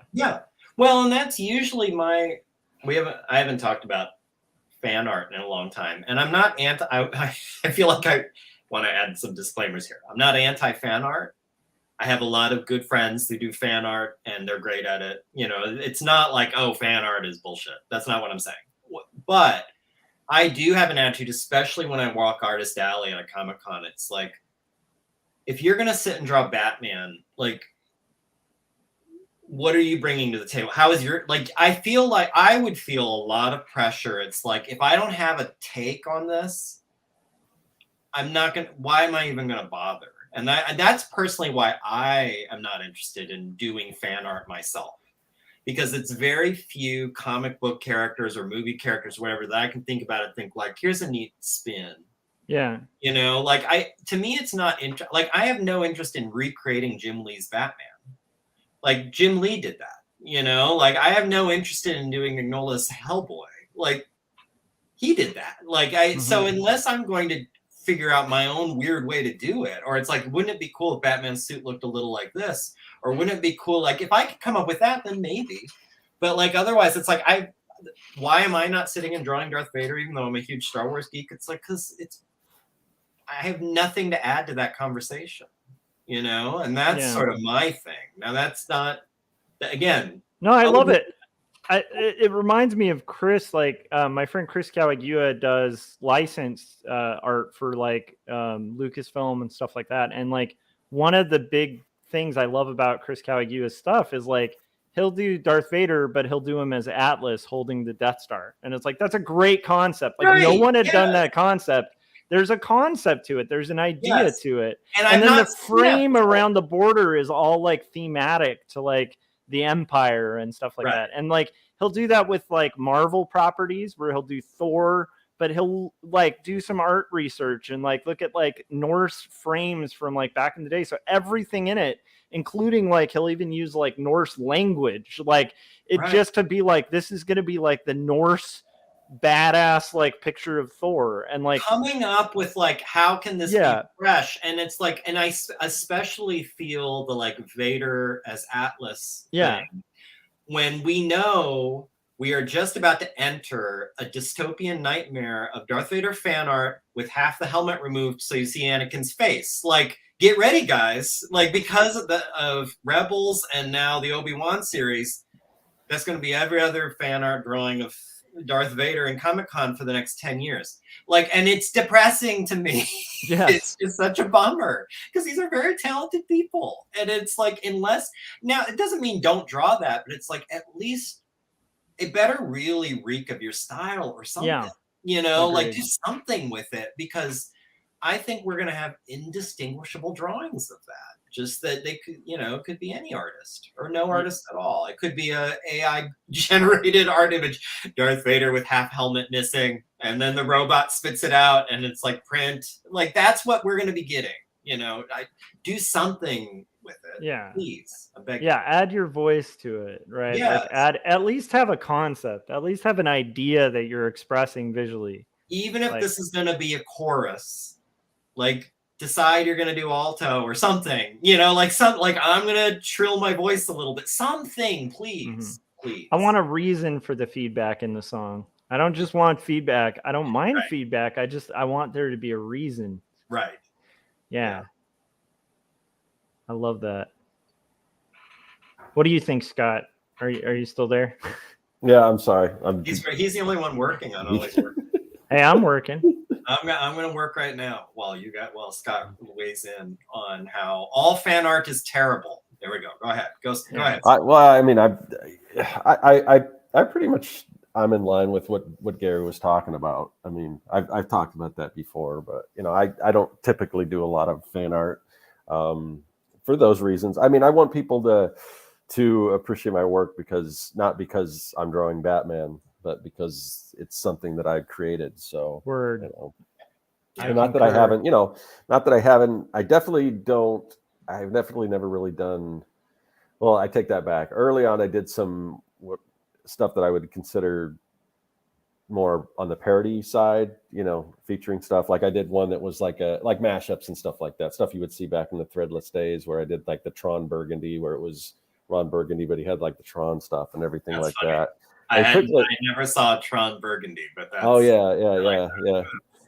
Even that, though, like, even a mashup, like, at least you're not doing a generic mashup. Like, there's a reason. Yeah, and and with mashup, see, that's the thing. If I was ever going to do a mashup, there has to be, because people just mash. I mean, like, oh, I'm just going to take this and put it on a cereal box. And how many people just riff where they're like, it's Calvin and Hobbes and this, Calvin and why? The Akira one, where they're walking towards the bike, but it's something else. I mean, there's certain ones that they just do over and over. That one seems to have had a resurgence. I've noticed a couple of the Akira ripoffs in just the past week. Like a couple different ones. I don't know why. Yeah. So, I mean, to me, if there's a mashup, there has to be layers to it. Like, I think the Tron Burgundy one had layers to it. I mean, just not only the fact that if you look at the Tron poster, for one, you look at the Tron poster and the Ron Burgundy poster, they're basically in the same pose. That Superman kind of hands to the side pose, you know, that kind of look. So that was one thing. And then the obviously the name, so I think, I've seen a few where it makes sense. It's funny. It's a play on words or something, but sometimes people just mash stuff up and there's really no thought behind it other than I'm taking two things and I'm going to mash them together. Yeah. And but I kind of moved away from that earlier on just because I want to kind of create my own stuff and my own brand. And that's one of the reasons I actually like the point in time where the stuff that you're talking about, Scott, kind of became the dominant thing in the t-shirt market was when I got out of the game, because I just got really like it at first was really fun and like very high concept, and you did have guys like Ollie Moss like doing t-shirt concepts and ideas and like these heavy hitting designers like contributing, everything from like Parody to like whatever, like to just beautiful juxtaposition, but there was usually a concept. And then when it started getting dominated by like T-Fury initially, where like even T-Fury at first was kind of fun, but like the T-Fury stuff kind of dominated it because of being similar minded. I just got out of the game at that point because it was just like, if I have to draw like Optimus Prime, but he's a Teenage Mutant Ninja Turtle, if I have to do that because I'm like, there's these two popular properties, I'm not going to have a reason. I'm just going to blend them and capitalize on the fact that it's harder to sue me for it. Like that to me, like when we're playing that game, I'd rather be out of that game. Yeah, that's just a boring game. Well, and some of that, I don't, I've never worked in, you would know better than me because you did the t-shirt thing. I can't tell, is that like cynical corporate, like, we think both Transformers and, Star Wars are hot right now, so we need an Optimus Prime with a lightsaber. Go do it, Draw Monkey. Or is it, this is what I tend to think of as someone who did a lot of freelance illustration for and writing for Village Voice. Is it some poor bastard sitting there like, I got to come up with another idea this week, and it's just easy? Like it's just easy money. Like, it was. Yeah, it's like, I need to turn something in. Yeah. And like I know they'll take this, and even though I know it's hacky as F, like whatever, like I'll just like here you go. How about this? And they'll be like, okay, cool. Yeah, like, I mean it's easy money because you're niching down to a fan, right? And it's like some other artist already worked really hard to build and nurture, right? So it's like like if you like George Lucas came up with these characters that we love, right? And so it's easier to capitalize on his hard work and just be like, hey, look, like I did the thing of the guy you already loved that another creator already invested and built your love of. And then I'm just going to capitalize on that and then mix it with like something else you love. And like, then like it also, I think the reason that hit for so long, I don't think it's working as effectively as it was. There was like a peak where like that was all people were doing. And it was serious money, where it's like, it was a very tempting sellout. I'll be honest, I feel like it was selling out, but it was a tempting sellout to do because if I did like a high concept shirt that would be popular, I'd make maybe a couple $1,000s like on it. If I did like a high concept one that was like, again, something like, Vaderus Prime or something, and it's Darth Vader as Optimus Prime, like, then like you'd be talking like 4 times that, like at the peak of like T-Fury, and T-Fury could get away with it because like they'd even violate copyrights for a while, but it was a 24-hour sale thing, so like it's gone and done by the time they get a cease and desist. It was no one even noticed before it was all done. Yeah, I mean, I think that's why, honestly. I think it's an easy like to get on Facebook. It's just easier. It's just easier because you're connecting to things people already like, Yeah. That's why I think to say one thing, and I hate to be a shots fired guy against other struggling artists. I get it. Fire those shots. You're hustling. I do have like a deep moral revulsion to anyone who does a spin on the Calvin and Hobbes thing, if for no other reason than Watterson has no merch. He's made it very clear. Like, so like the fact that, I mean, it seems like of all the people to basically rip off, that is the most offensive to me. To a guy who's made a principled moral decision. Like, I don't want to, I could make a gazillion dollars making Hobbes stuffed animals and I don't want to. Because I think it's just, and antithetical. Is that how Yeah. you pronounce it? Yeah, to what I'm trying to do. To see people doing like the decals with his characters or remixes of his characters, I find like it's well, he's astonishing talked to me that publicly any about artist- that car sticker. You know, He like what? he's very like he rarely does interviews, and that's one of the few things that he's come out of the woodwork to talk about was like that trend of the Calvin peeing on a different car brand thing. Yeah, He's done vocal condemnation of that. Like, I'm sure so he as an has. artist, like, yeah, we should respect another artist. Well, and I'm just appalled that any creative, maybe they don't know, giving them the benefit of the doubt. Maybe they don't know how he feels about just merch in general. But if you know that and you're a creative and you're now doing like Kylo Ren, but he looks like Calvin, like you're sort of an asshole. Like I'm sorry. I can't wrap my brain around that. Like that's one area where usually I'm kind of like, look, whatever you go ahead and get those dollars, I don't care. But that to me is really offensive. Just because I love, and maybe part of it is like I love Calvin and Hobbes, and I think he's a genius. Like I mean, he's just one of the most astonishing cartoonists maybe of all time, and like for someone to be like, he wouldn't be into this, but I'm going to rip him off for a quick buck is like gross. So gross. Sorry, guys. Sorry if you're out there doing it. If you're out there doing it, send Gary and Scott your hate mail. That's all I'm saying. But I agree with Gary, and you can send your angry emails to Gary. I'll happily talk to you about it if you want to email me. But you're not going to love my conversation. But I agree. I agree wholesale.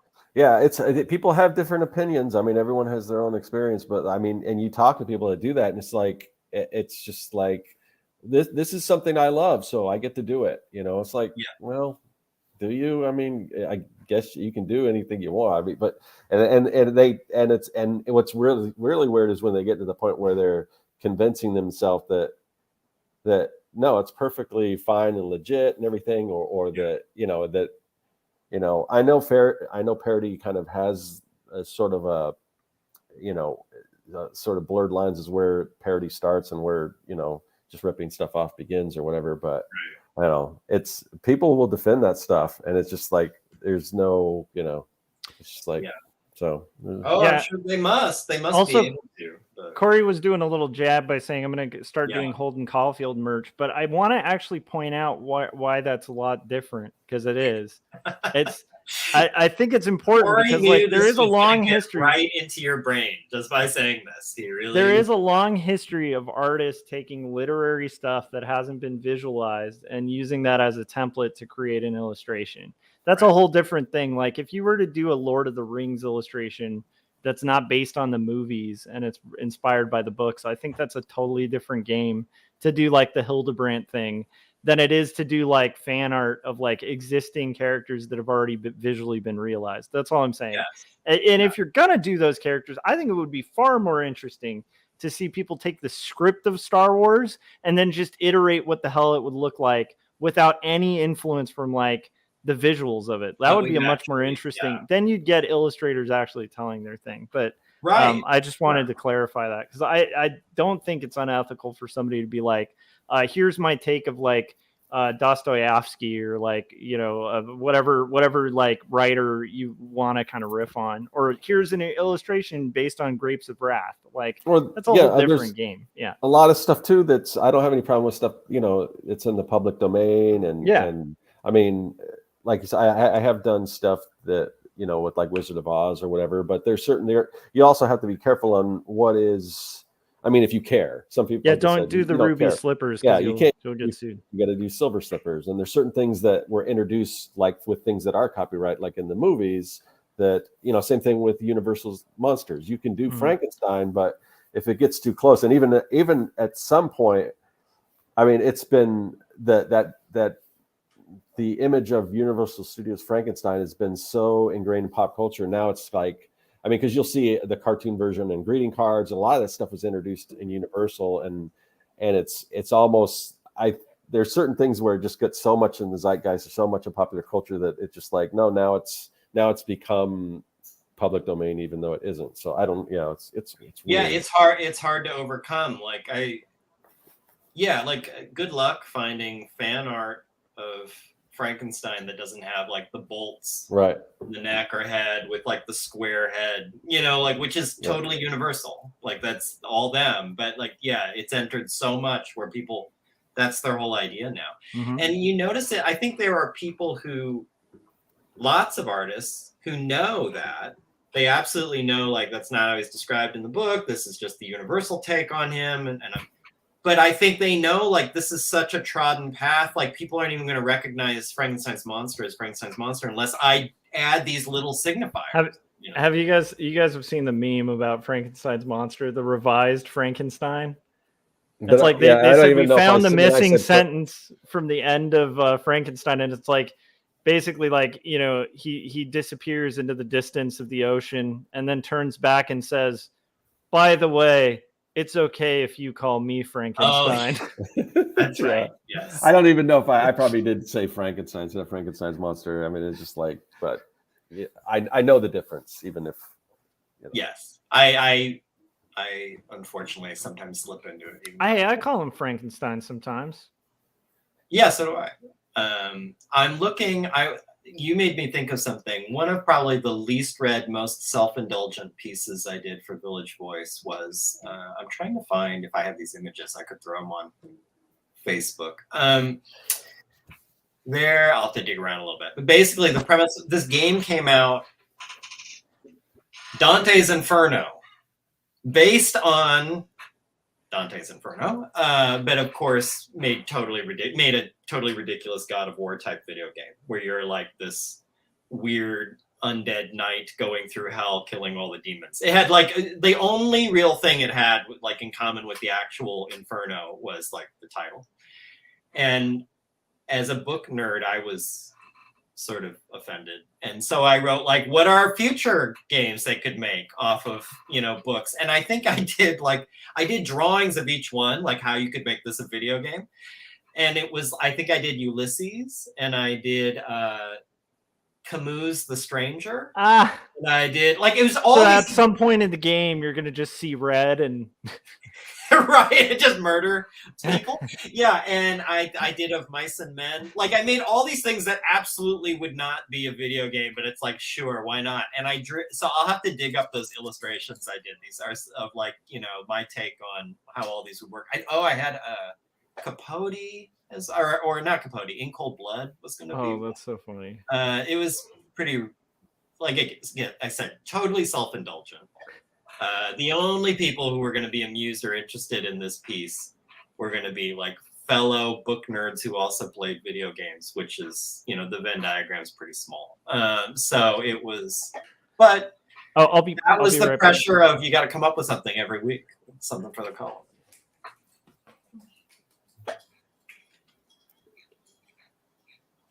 Oh.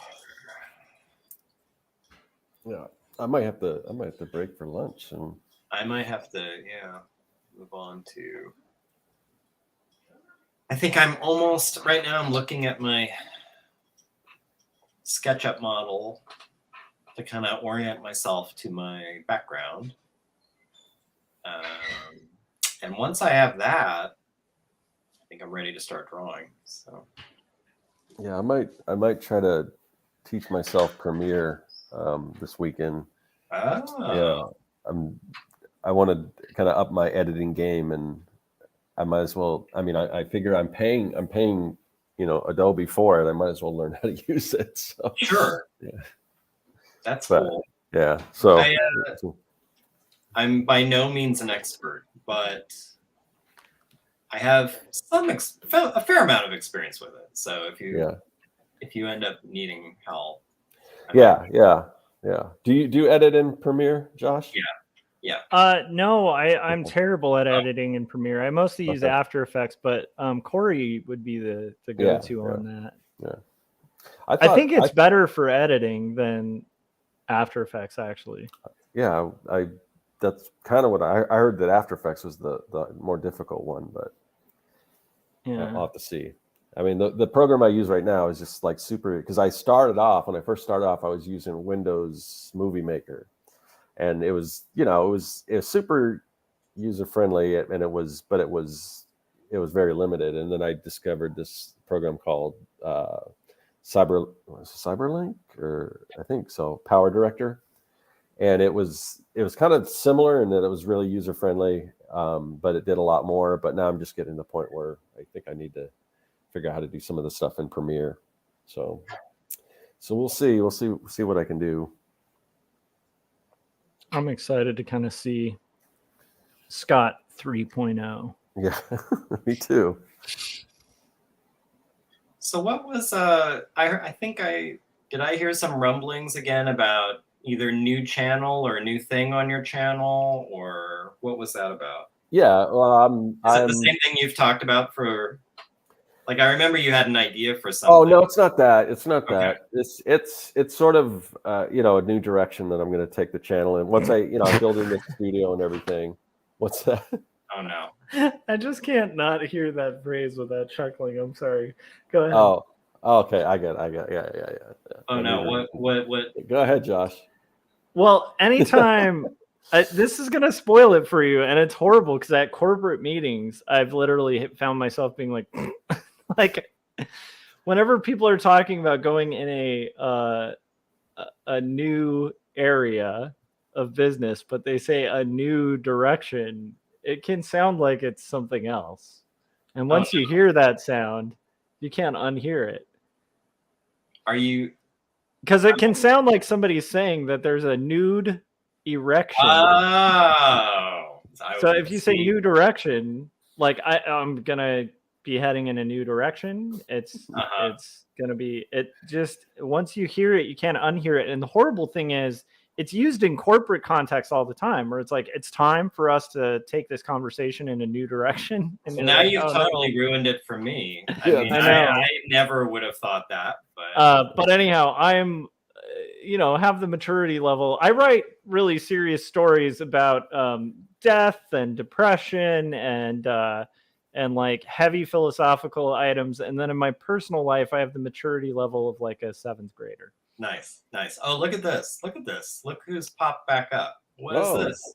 What is this? Oh my gosh, Tim's here to take us in a new direction. In a new direction. I was trying to be serious, business-minded, Jim, but you guys are just taking this into a whole different direction. Yes. Not a nude direction. Nude erection. A lewd direction. A lewd direction. So, actually, I wanted to bookend the show with my apologies for my behavior earlier. I feel like I was really out of line. Any specific point earlier, or basically your whole life up to now? Yeah, the thing I said about the whole Seventh-day Adventist thing, and robots, and controlling flames with their minds and stuff like that. I mean, that was just, a little bit out of scope. But let's just move on. Yeah, and let's go into a new direction. Right. But I really want to find out also when Josh is going to drop the new color. What's the date set on that? Oh yeah, I need to set my calendar. Yeah, that's true. Is it always going to be shifting? Oh, it is changing. Wow. It's a drop just there. But yeah, I noticed when it goes, I can go with like greens and blues, but they don't translate as well to camera. So like it's pretty much going to be stuck on this. Yeah. Well, all of our outfits matched this today. So we're kind of doing blacks and blues. Mm-hmm. Yes. So also wanted to find out, just because I missed most of the programming, besides a complete summary of the show, I was wondering if you could let me know, Gary. I really don't know what page you're on or how your progress is coming. Could we perhaps get a? I'm starting page 28 right now, and it's on schedule. So wait, page 28 of what?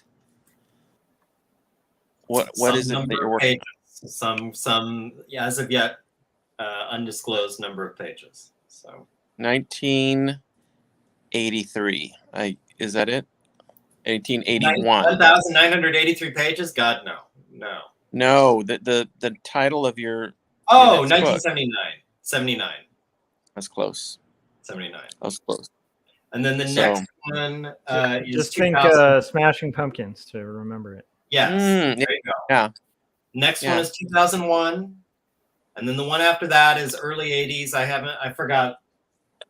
I don't remember what that one's confusing. The reason I'm confused is actually it's going to take place at two different times and starts in the 80s, but then it hops ahead. So it's a whole thing. But anyway, it doesn't matter. So Gary, did we want to at all tease or say anything about our top secret project that we're I already working on? did. I hope that was okay. Oh, you did?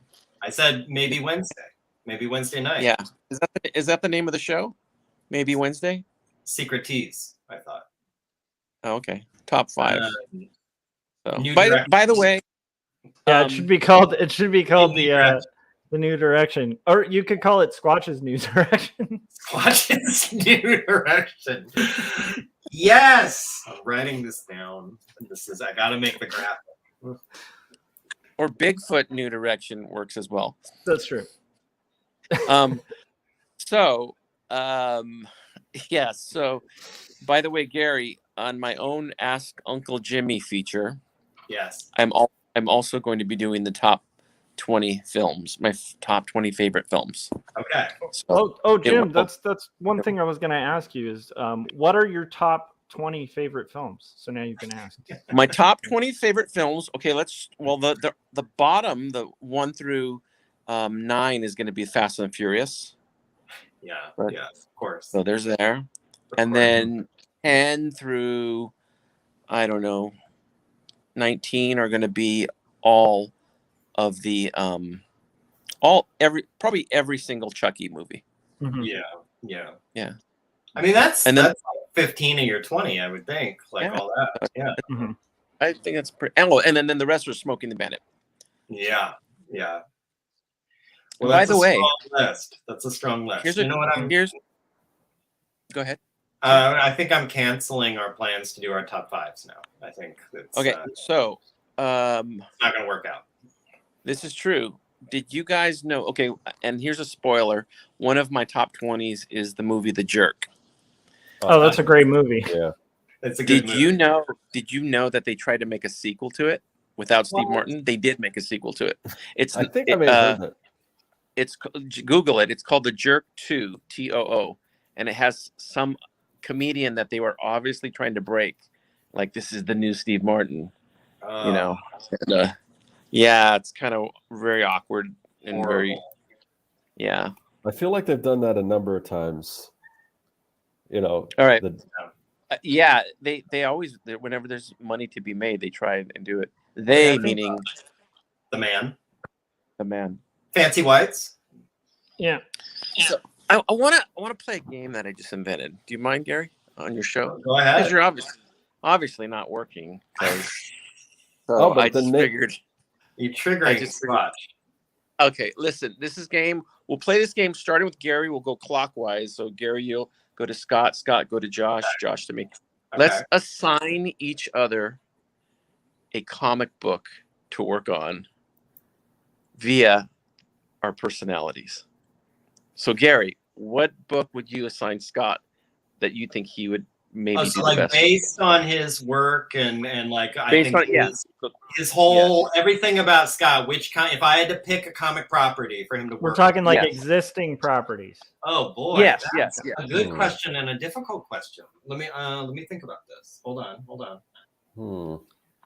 Do we have to? Does it have to be like is there a restriction on the genre of comics? No, Or it can just be as long any as comic. any comics, just as long as it's an existing. You know, But you it can't has to be make a comic, not any other kind of media property. Yeah. Love it. Yes, a comic. Damn it. Okay. I already know. 'Cause I was gonna say, like, it's crazy to me that we haven't had. Maybe there is one, and I'm totally unaware. Like, why is there not a comic series of the Monster Squad? Like, why is that not a thing? And Yeah. like, maybe it's obvious, but it's like obvious. You know, you got to sign Scott Serkland to do that. But let me think. Okay, comic. Let me look at my bookshelf to kind of see if. If someone else has an answer going, you go ahead and chime Well, in. while I think about it. Scott, you need to think of one for Josh, and Josh, you need to think of one for me, and I'll think of one for Gary. Okay, I'll think of one for Josh. Yes, but Boy. you want me to start, Gary? Would that help you? Yeah, please. I think I think if we do this in order, we're gonna wait because I need to think about this. Okay, Right. I'm gonna start. I'll start, and then Gary, you better think of one for Scott by then. Okay, I would pick, and this is again, I'm not going to do deep research on this, but just knowing Gary's aesthetics and his approach to everything, for some reason, I think Gary would do really well on Doctor Strange. I just think there would be some kind of weird. Honestly, if they came to me and if in this hypothetical scenario where Marvel came to me and said like any big property you want, I think that's one that I'd get excited about because I feel like the possibilities would be really cool. Like not bad. Not bad. So Gary, you've been assigned Doctor Strange. Gary, would you like to assign Mr. Serkland a property? And obviously, Gary's been doing really well in improv class.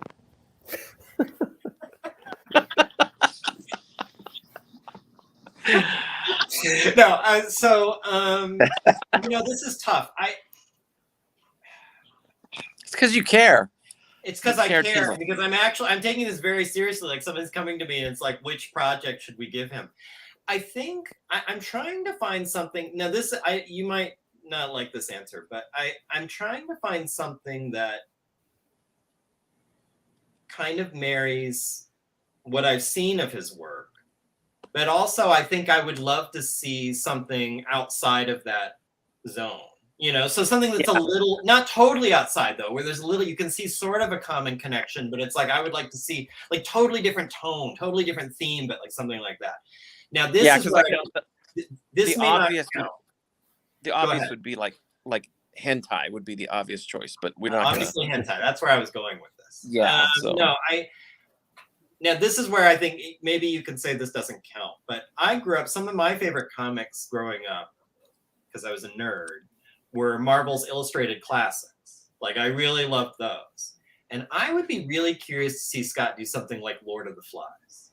Like I would like to see something like I would be really fascinated to see like how he would even take that on and what he would do. I think it would be a thing where it's like it's playing to strengths I see, but also it's like very different from what I've seen him do before. So I think that's if I would be like I want to see that. That's sort of my fan casting. Well, wait till you see the next issue of Young and the Dead. Yeah. Actually, I had a concept that I was kicking around that was basically it did have sort of the deserted island thing, not with kids, but I was thinking of something like a Robinson Crusoe meets with zombies. So yeah, on an island and then the zombies show up on the island or if Lord of the Flies was too hard, maybe like a Treasure Island, like something like that, like something where it's like we're doing a little more literary, a little more like whatever. I need to defer. We need to defer to Josh. Josh, is that an acceptable answer?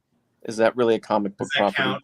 Does illustrated classics? I'll call it. Yeah, I'll call it a count because I am thinking like, people should go to youngandthedead.com to, of course, support Scott's Kickstarter. But you guys might be surprised at the conch shell that just appears in the middle of this zombie apocalypse, and it takes on a whole different. No, I'm just kidding. Yeah. But I would be interested. I have to say I kind of get what you're saying, Gary, because it takes that I'd be curious to see it because it's like playing in a playground Scott's played in, but on like a much darker tone, which would be really interesting. What and about I know is in Scott's wheelhouse too. So yeah. What about New Mutants? That would have been maybe a good choice for Scott. Yeah. Well, when I was thinking, here's what I was thinking. I considered this briefly for like actual comic properties. Squirrel Girl popped into my head. Like I'd be kind of curious to see what I was thinking Power Pack. I wouldn't mind doing like a version of that.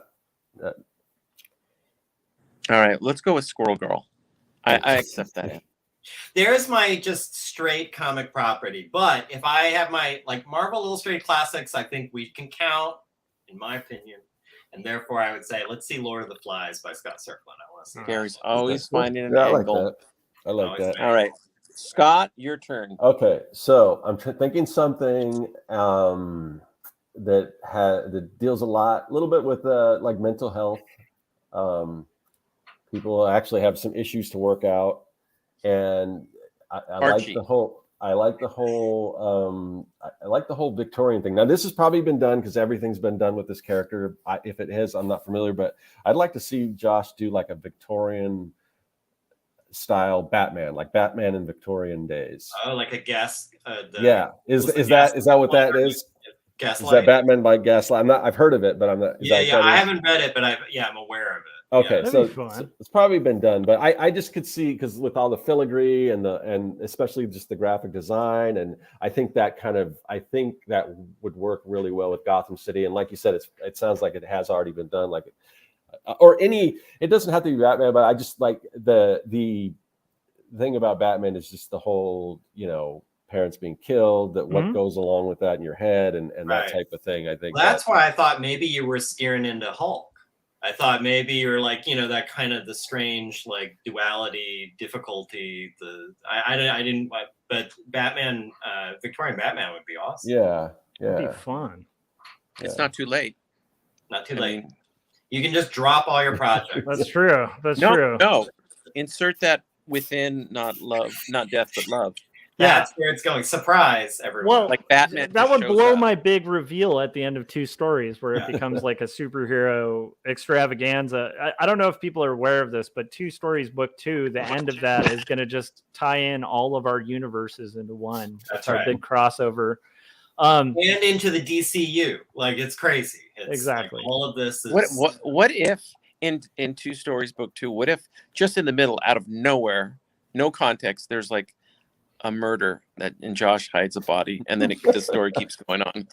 This doesn't ever go back to it. But I love that it can't actually fit in sequence either. It's just got to be randomly, like, maybe it's like toward the end, toward the resolution. And it's super specific. Yeah, like it's just like, so you have the resolution of the story, and then like mid-resolution, it just cuts to a scene of a brutal murder, and you're just killing. You're killing like a hobo behind a 7-Eleven with a brick, and then you get back in like a montage of like the bottom, like when I was struggling. But it's just like, totally quiet. It's just one thing, silent kind of panel folded in with the rest. Drinking too much, not getting enough sleep, gained weight, killed that guy, but then and just move on from it. Like, just it was a thing that happened. It wasn't a big deal. Well, you guys, I'm not going to be completely autobiographical in my story, so I think I'll keep that part out.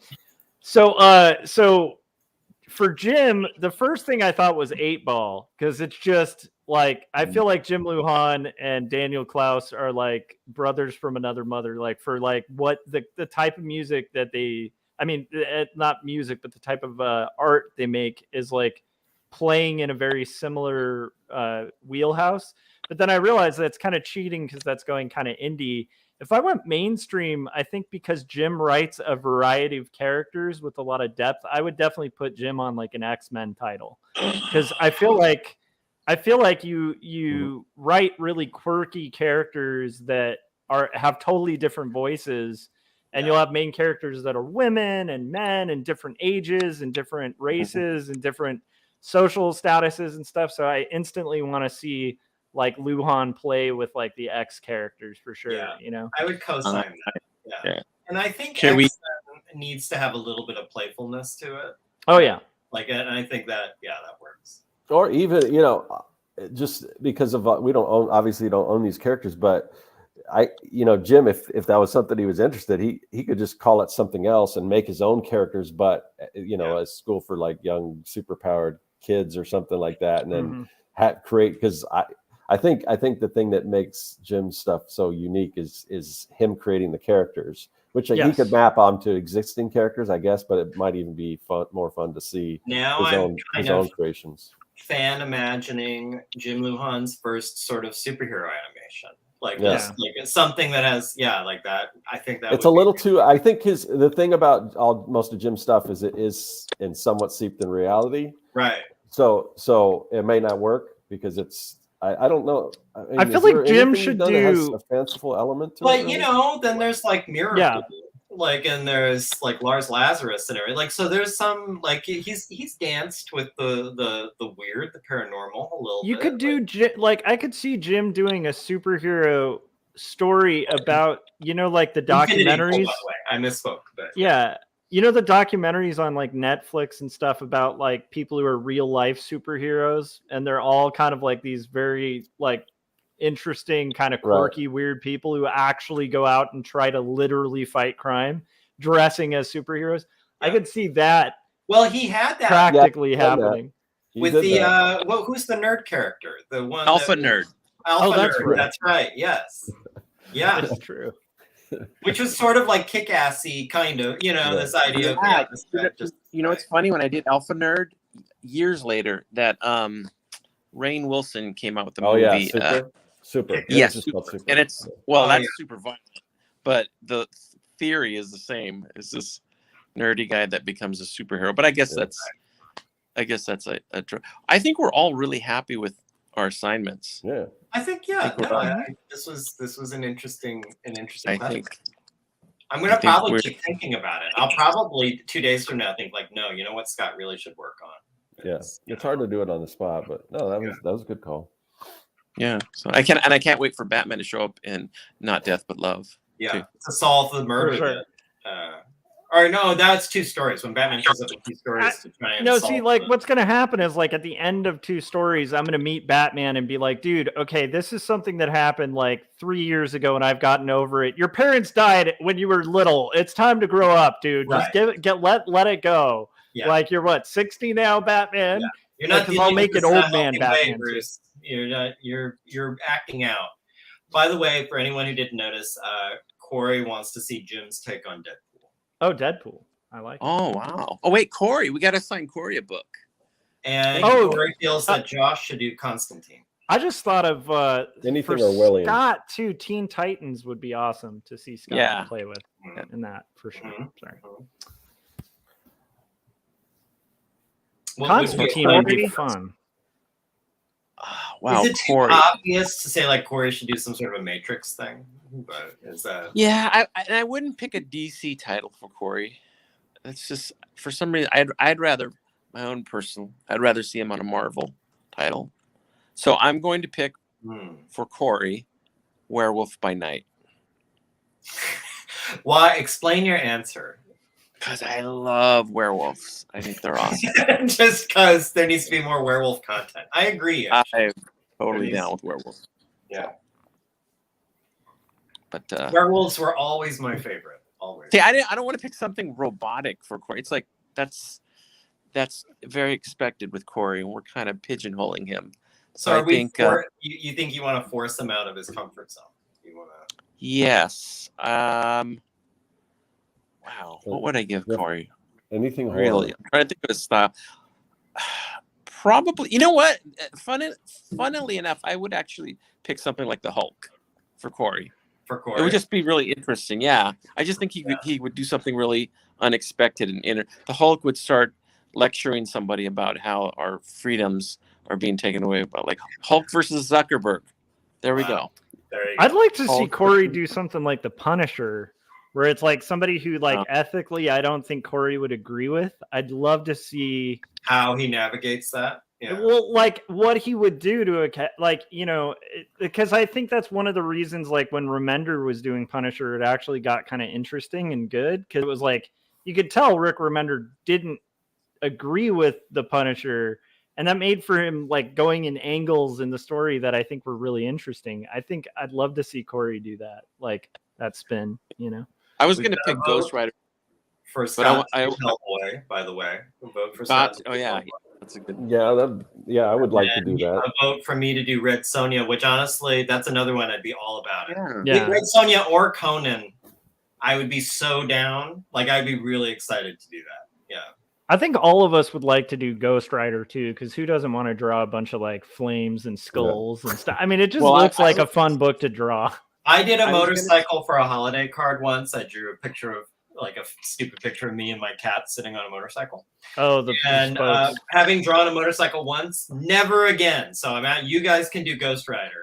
It's a nightmare. I was going to pick that for Corey, but we want to keep That's a good him one. as far away from motorcycles as we can. That's true. So That's true. But, we don't you know we don't want Corey to actually become Ghost Rider. I got one. I got one for Josh. I would like to see Josh do a series of Aqua Lad. Yes. That's hilarious. Yes. And it all takes place out of the water. There we go.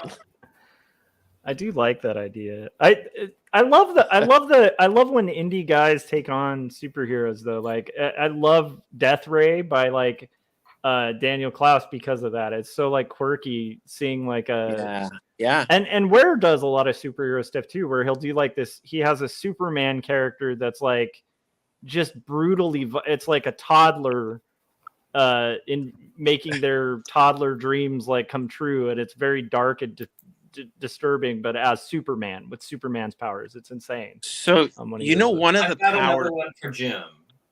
Yes. I don't know. This is someone who's actually read these comics might say no, it doesn't work. But this is based on one episode of the series. Jim doing She-Hulk, I bet, would be hilarious. Yes. I think I could really picture that. Just because of the real world aspect of it, like She-Hulk in a giant suit going to work as a lawyer. Yep. I think somehow he could really nail that. Also, all the criminal characters would be awesome. Fun. I feel like you need to give Jim through, some quirky outsiders, like in I'm totally down with She-Hulk. Yes. So you one of the things about comic books that I found so appealing is when you get a really good writer or artist or both or a combination, and they take over a dying book. Yeah. You know what I mean? Mm-hmm. Like, especially when they're up and coming and they give them this book. This book's on its way out, and then they do something amazing with that book. I think that's one of the really cool things about comic books. Putting a really cool team on a really B or C level project or title. And they once in a while they'll do that on TV. They'll usually, and again, it's usually when somebody's up and coming. But I think if you put any of us on any of these titles, I think the fans would probably agree. It would probably have the reverse effect. So. Well, I don't know if every Marvel fan out there would agree, but so correct me if I'm wrong, internet. But wasn't Iron Man sort of B or C tier before the movie? Like no one really cared about him, right? And like he would always appear on all the merchandising stuff, but nobody knew who he was. The last one left now is Submariner, because he would appear on everything, but nobody. Namor, like he's another one, to me, like again, but I was probably actually slightly more familiar with Namor than Iron Man as like a kid. You hurt Josh's feelings. Yeah. Why did you say that about Namor? He couldn't take it. Look, but I would say Namor also is like sort of B or C tier, where like most people don't know anything or care about Namor. Like he's never been at least in the pop culture sphere, never been a particularly big character, right? Am I wrong? I don't know. Right. Absolutely. Yeah. I mean, but in all of the 70s merchandise and stuff, he was always on. I mean, when you really think about it, there was a time when Thor was kind of the same way. I mean, Thor was like this ridiculous, like no one cared about. I mean, you could get the toy and he would show up in a cartoon or something, but no, he wasn't a big deal. He was, Mm-hmm. I think it's possible Black Panther 2 is going to raise Namor stock. Buy your Namor stock now. That's crazy. I heard a rumor of who's going to play Black Panther. It's so crazy. It's Mitch McConnell. That's strange. Insane. I don't know. Weird casting. Might work. It might work, but I mean, we should just wait and see. Just wait and see, everybody. Yeah. Who knows? It might work. Let's see. Yeah. No, I hope that you're okay with me bringing this up, Jim. But we had a conversation on the phone about Namor a little bit. Yes, we did. And my general take was, I think the weird reimagining of him is cool, but I have to recognize I don't care about Namor, so like changing him's not going to freak me out or bother me. I don't know how other people land on it, but to me, it's like, sure, that works. But I felt like that was sort of our conversation was like, I guess if you were a big fan and they make dramatic changes like that could be irritating. But I don't know. Well, if I remember our conversation correctly, you said, Oh, no. why can't he be white? Why can't he be white? That's usually my attitude about everything. He's Really. like, It's just- stop yelling at me, Right. Gary. Yeah, and Gary was like, Jim, I got to tell you about this movement called Comicsgate. It's the best ever. Like Jim Corey was was- like, I don't know, is this like with Gates and comics? I don't. Yeah. Corey kept saying, "I'm in a rage. I'm in a rage," was screaming, and it's weird. Corey really did escalate that. We were conference calling, obviously. Yeah. And, I called Gary Corey. Oh, I thought we were including Corey. I was remembering that he was so mad No, about Corey was just totally baked out of his mind not- at that He point. was, Yeah. ranting. You guys, he's trying to recover. We should Oh, be yeah. nice to It's true. I did a white racism thing against wait. Gary. Wait, again, called Steve, Gary look at Corey. this. You invoke. I called Gary Corey. Look at there. Cool. Oh, there he is. Whoa! Did I say his name 3 times? Yeah, you Yep. did. You did. Wow. I show Uh-huh. up when I hear my name several times. So There you go. usually I come in the mirror though. That's Guys, I actually That's right. jumped in a couple minutes ago, and then Roz started crying, so she gets. Oh, I'm sorry, I didn't notice. I hope you weren't waiting. I just thought you were holding an adorable doll. I collect American dolls. Yeah. Yeah. That makes 5 of us. hmm How many outfits do you have per doll, though? That's the real test of a true fan. Well, latex or other. oh, gross. Sorry, plug her ears. Wow. While he's holding the baby, just why not? Just go there. Just yeah. Shame.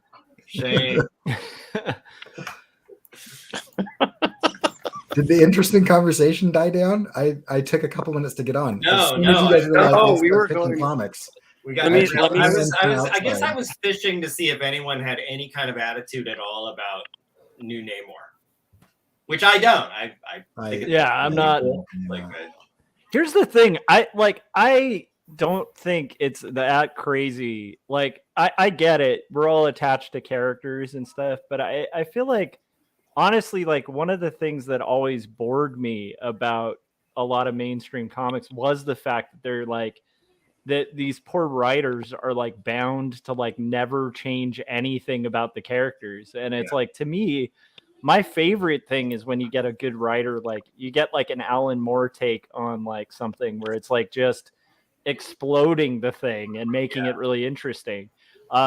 Because like you always have the version, from before. I think it would be fun to see any of us take on something like the old school, like the Shadow, like, you know what I mean? Like some something old school, like domain pulpy character or something. Yeah, that would So be here's awesome. the question. Here's and I have an example because from talking to Jim about it. So we're all, I think, pretty easygoing about this stuff, and we don't really care. But can you think of a character you love that if they made a dramatic change to that character, it would really aggravate you? Like, and I'll give an example. When they were doing the first G.I. Joe movie, apparently there was plans to have Snake Eyes talk, and I was very angry. I was ready to start, and apparently they changed that in pre-production, so now like he's silent. But like Snake Eyes was a character I cared about as a kid, and so much a part of that character is that he's incapable of speech from an injury. So the idea that he's just taking like a vow of silence, that really, I felt like that was it triggered my nerd rage. Anybody else? So, Neon Genesis Evangelion, they were going to do a live action of that, and WetaWorks actually has a bunch of like production art of like what it was going to look like. And early releases of the script showed that they changed all of the names to like white American sounding names. Like Shinji wasn't in it; his name was like Jeff or something. I couldn't remember. Yeah. Bad. I was like, anyway, that I almost lost it on that. Yeah. Because there was no point to it. That's They a were good, still- yeah. They were still going to make them Japanese characters. Yeah, I agree with that actually a lot. Like, I think they've talked about, there's always been these moments where they'll announce that they're doing Akira, and like, the first like 3 of them were always like, it's Akira with Jean-Claude Van Damme or Or something. with We're Leo, like, what? Leo DiCaprio was attached to Akira forever, and it Yeah. was that's another one where it's like, what are you doing? Stop it.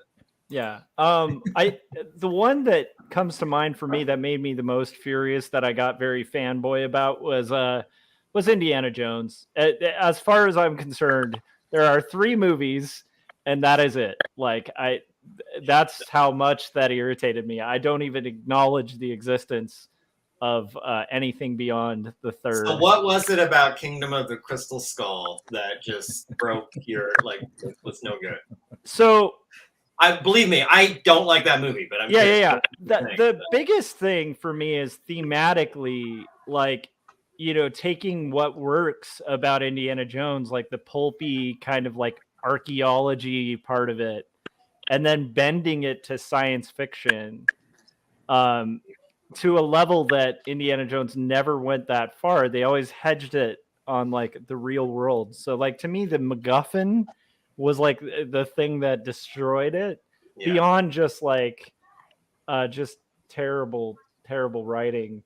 But yeah, like that was for me, I think that was the big thing, was just like kind of being like throwing in aliens into that just kind of didn't have that same hedge that like most of them have, where it's like some kind of probable thing, even though it's supernatural, it's still like existing within mythology or history, you know?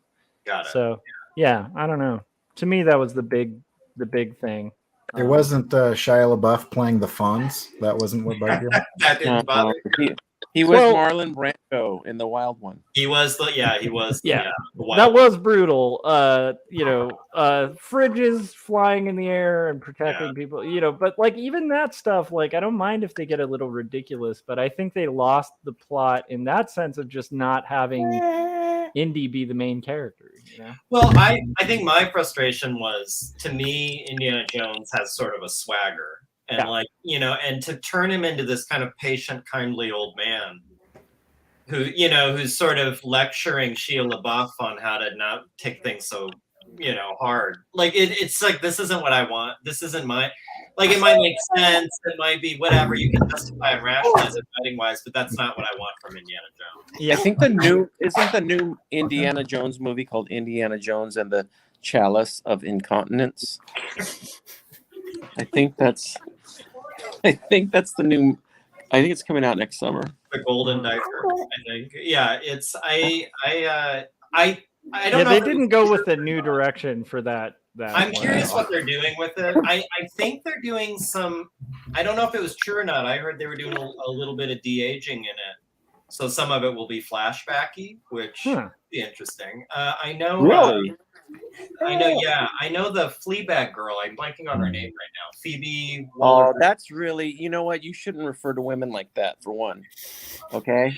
The show Fleabag. If you've not watched Fleabag, it's one of the best shows of all time. She's phenomenal. She's a phenomenal writer, actress. Phoebe, I think it's Phoebe Wilson. She's in it too. So I have hopes, you know, that it'll be good. But Gary always referring to women like that. Fleabag. That's Fleabag's in it. You know? That's in those phone calls that he has.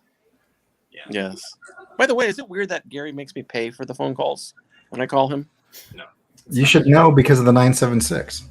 Yeah. It's the only number I've ever given him. Look, when Gary talks about his psychic abilities, you have to understand there's like $1 amount. Like psychics don't come for free. If you're calling up saying like, does this girl even think about me?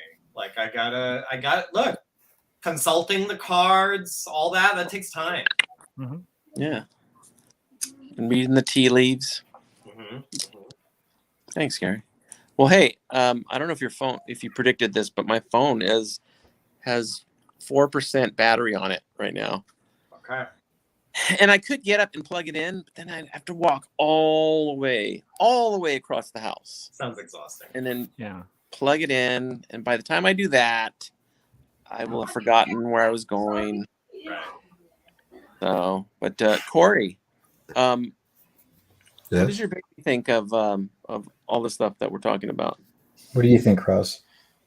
What do you think? Do you want to say something? Is it funny? Quit touching buttons. What if she just all of a sudden just shouted out like Fred Durst, Is that one of those? You've taught her well. Say hi. There's a big smile. That's all we're gonna get. She just woke up, so she'll be talkative in about an hour. Okay. Do you want to say something? No. Hello. Hi. Hi. Saying hi to you. Aw. This is great YouTube content right now. Well, Just By the way, I people just trying to want talk to to a say, baby right who's before I uninterested go, in I just want to say that every color that is on the screen complements each other. We're still fitting. Still, yeah. Don't touch That's it. right. Oh She agrees. Look at Bob Yellow, Ross decided yellow. to pop in. Wow. Is that going to be the next lip sync?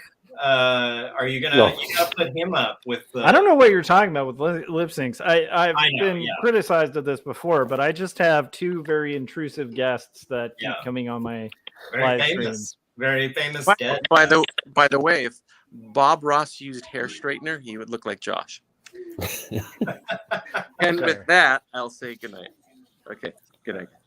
Hi, Jim. As a matter of fact, I think it said in that movie that that's a perm. Like his hair is straight.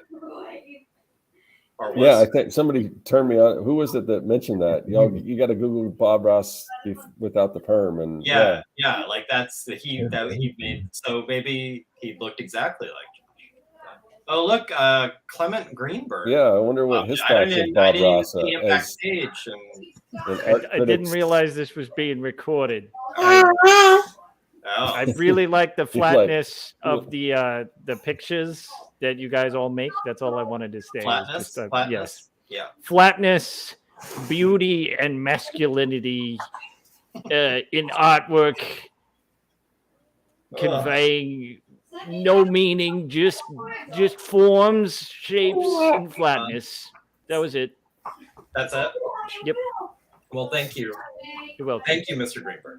Wow, I don't know. Wow. Wow that you made a contact like that. It's a strange thing. He just kind of started showing up. Yeah. Can't get him to leave. All right. Well, it's 2 hours and 41 minutes. Has it really? Yes. Oh, I Yes, gotta it get some work. has. And I think I'm at the point where I've done all the setup I can do. I need to start drawing. Does anyone have anything they want to pitch, or we sign off? I'll pitch Young and the Dead again. I got a Kickstarter going on right now. Young and the Dead. Just go to youngandthedead.com. Check it out. Everyone on this stream right now has done a variant cover for. That's for right. it, so definitely check that out. There's tons of other cool stuff. Oh, there's one on display right there. Right You there. can check that out.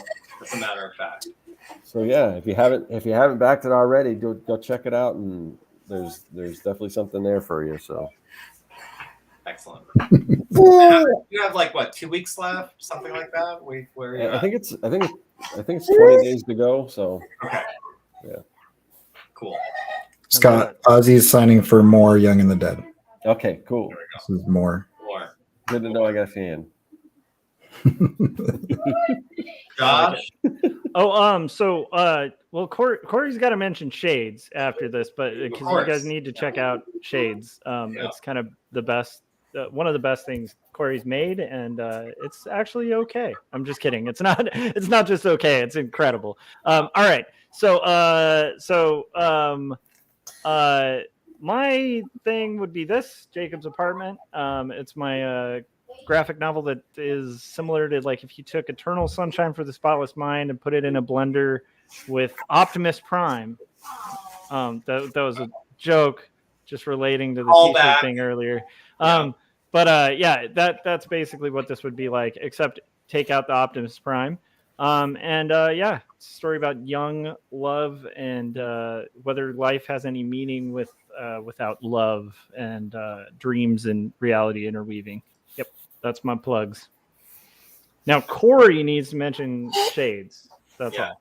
Yeah. I feel like every time Josh pitches Shades, I need to like lower the expectations. So Shades is okay. You should watch it. It's moderately good. It's moderately good. Yeah, you know, It's all right. There we go. Here, let's get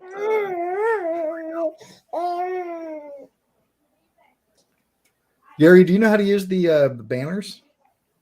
I do, but I notice you always do the comments. It's just I fun. do. It's so much easier because it just keeps me on the same tab. So, yeah. He's still waving. Hello. Hello. Waving. There we go. Ah! Now we've woken up enough. He's adorable. What would you like to promote? Yeah. What does she have anything coming up? Anything she's working on? It's Does she have a true. Kickstarter?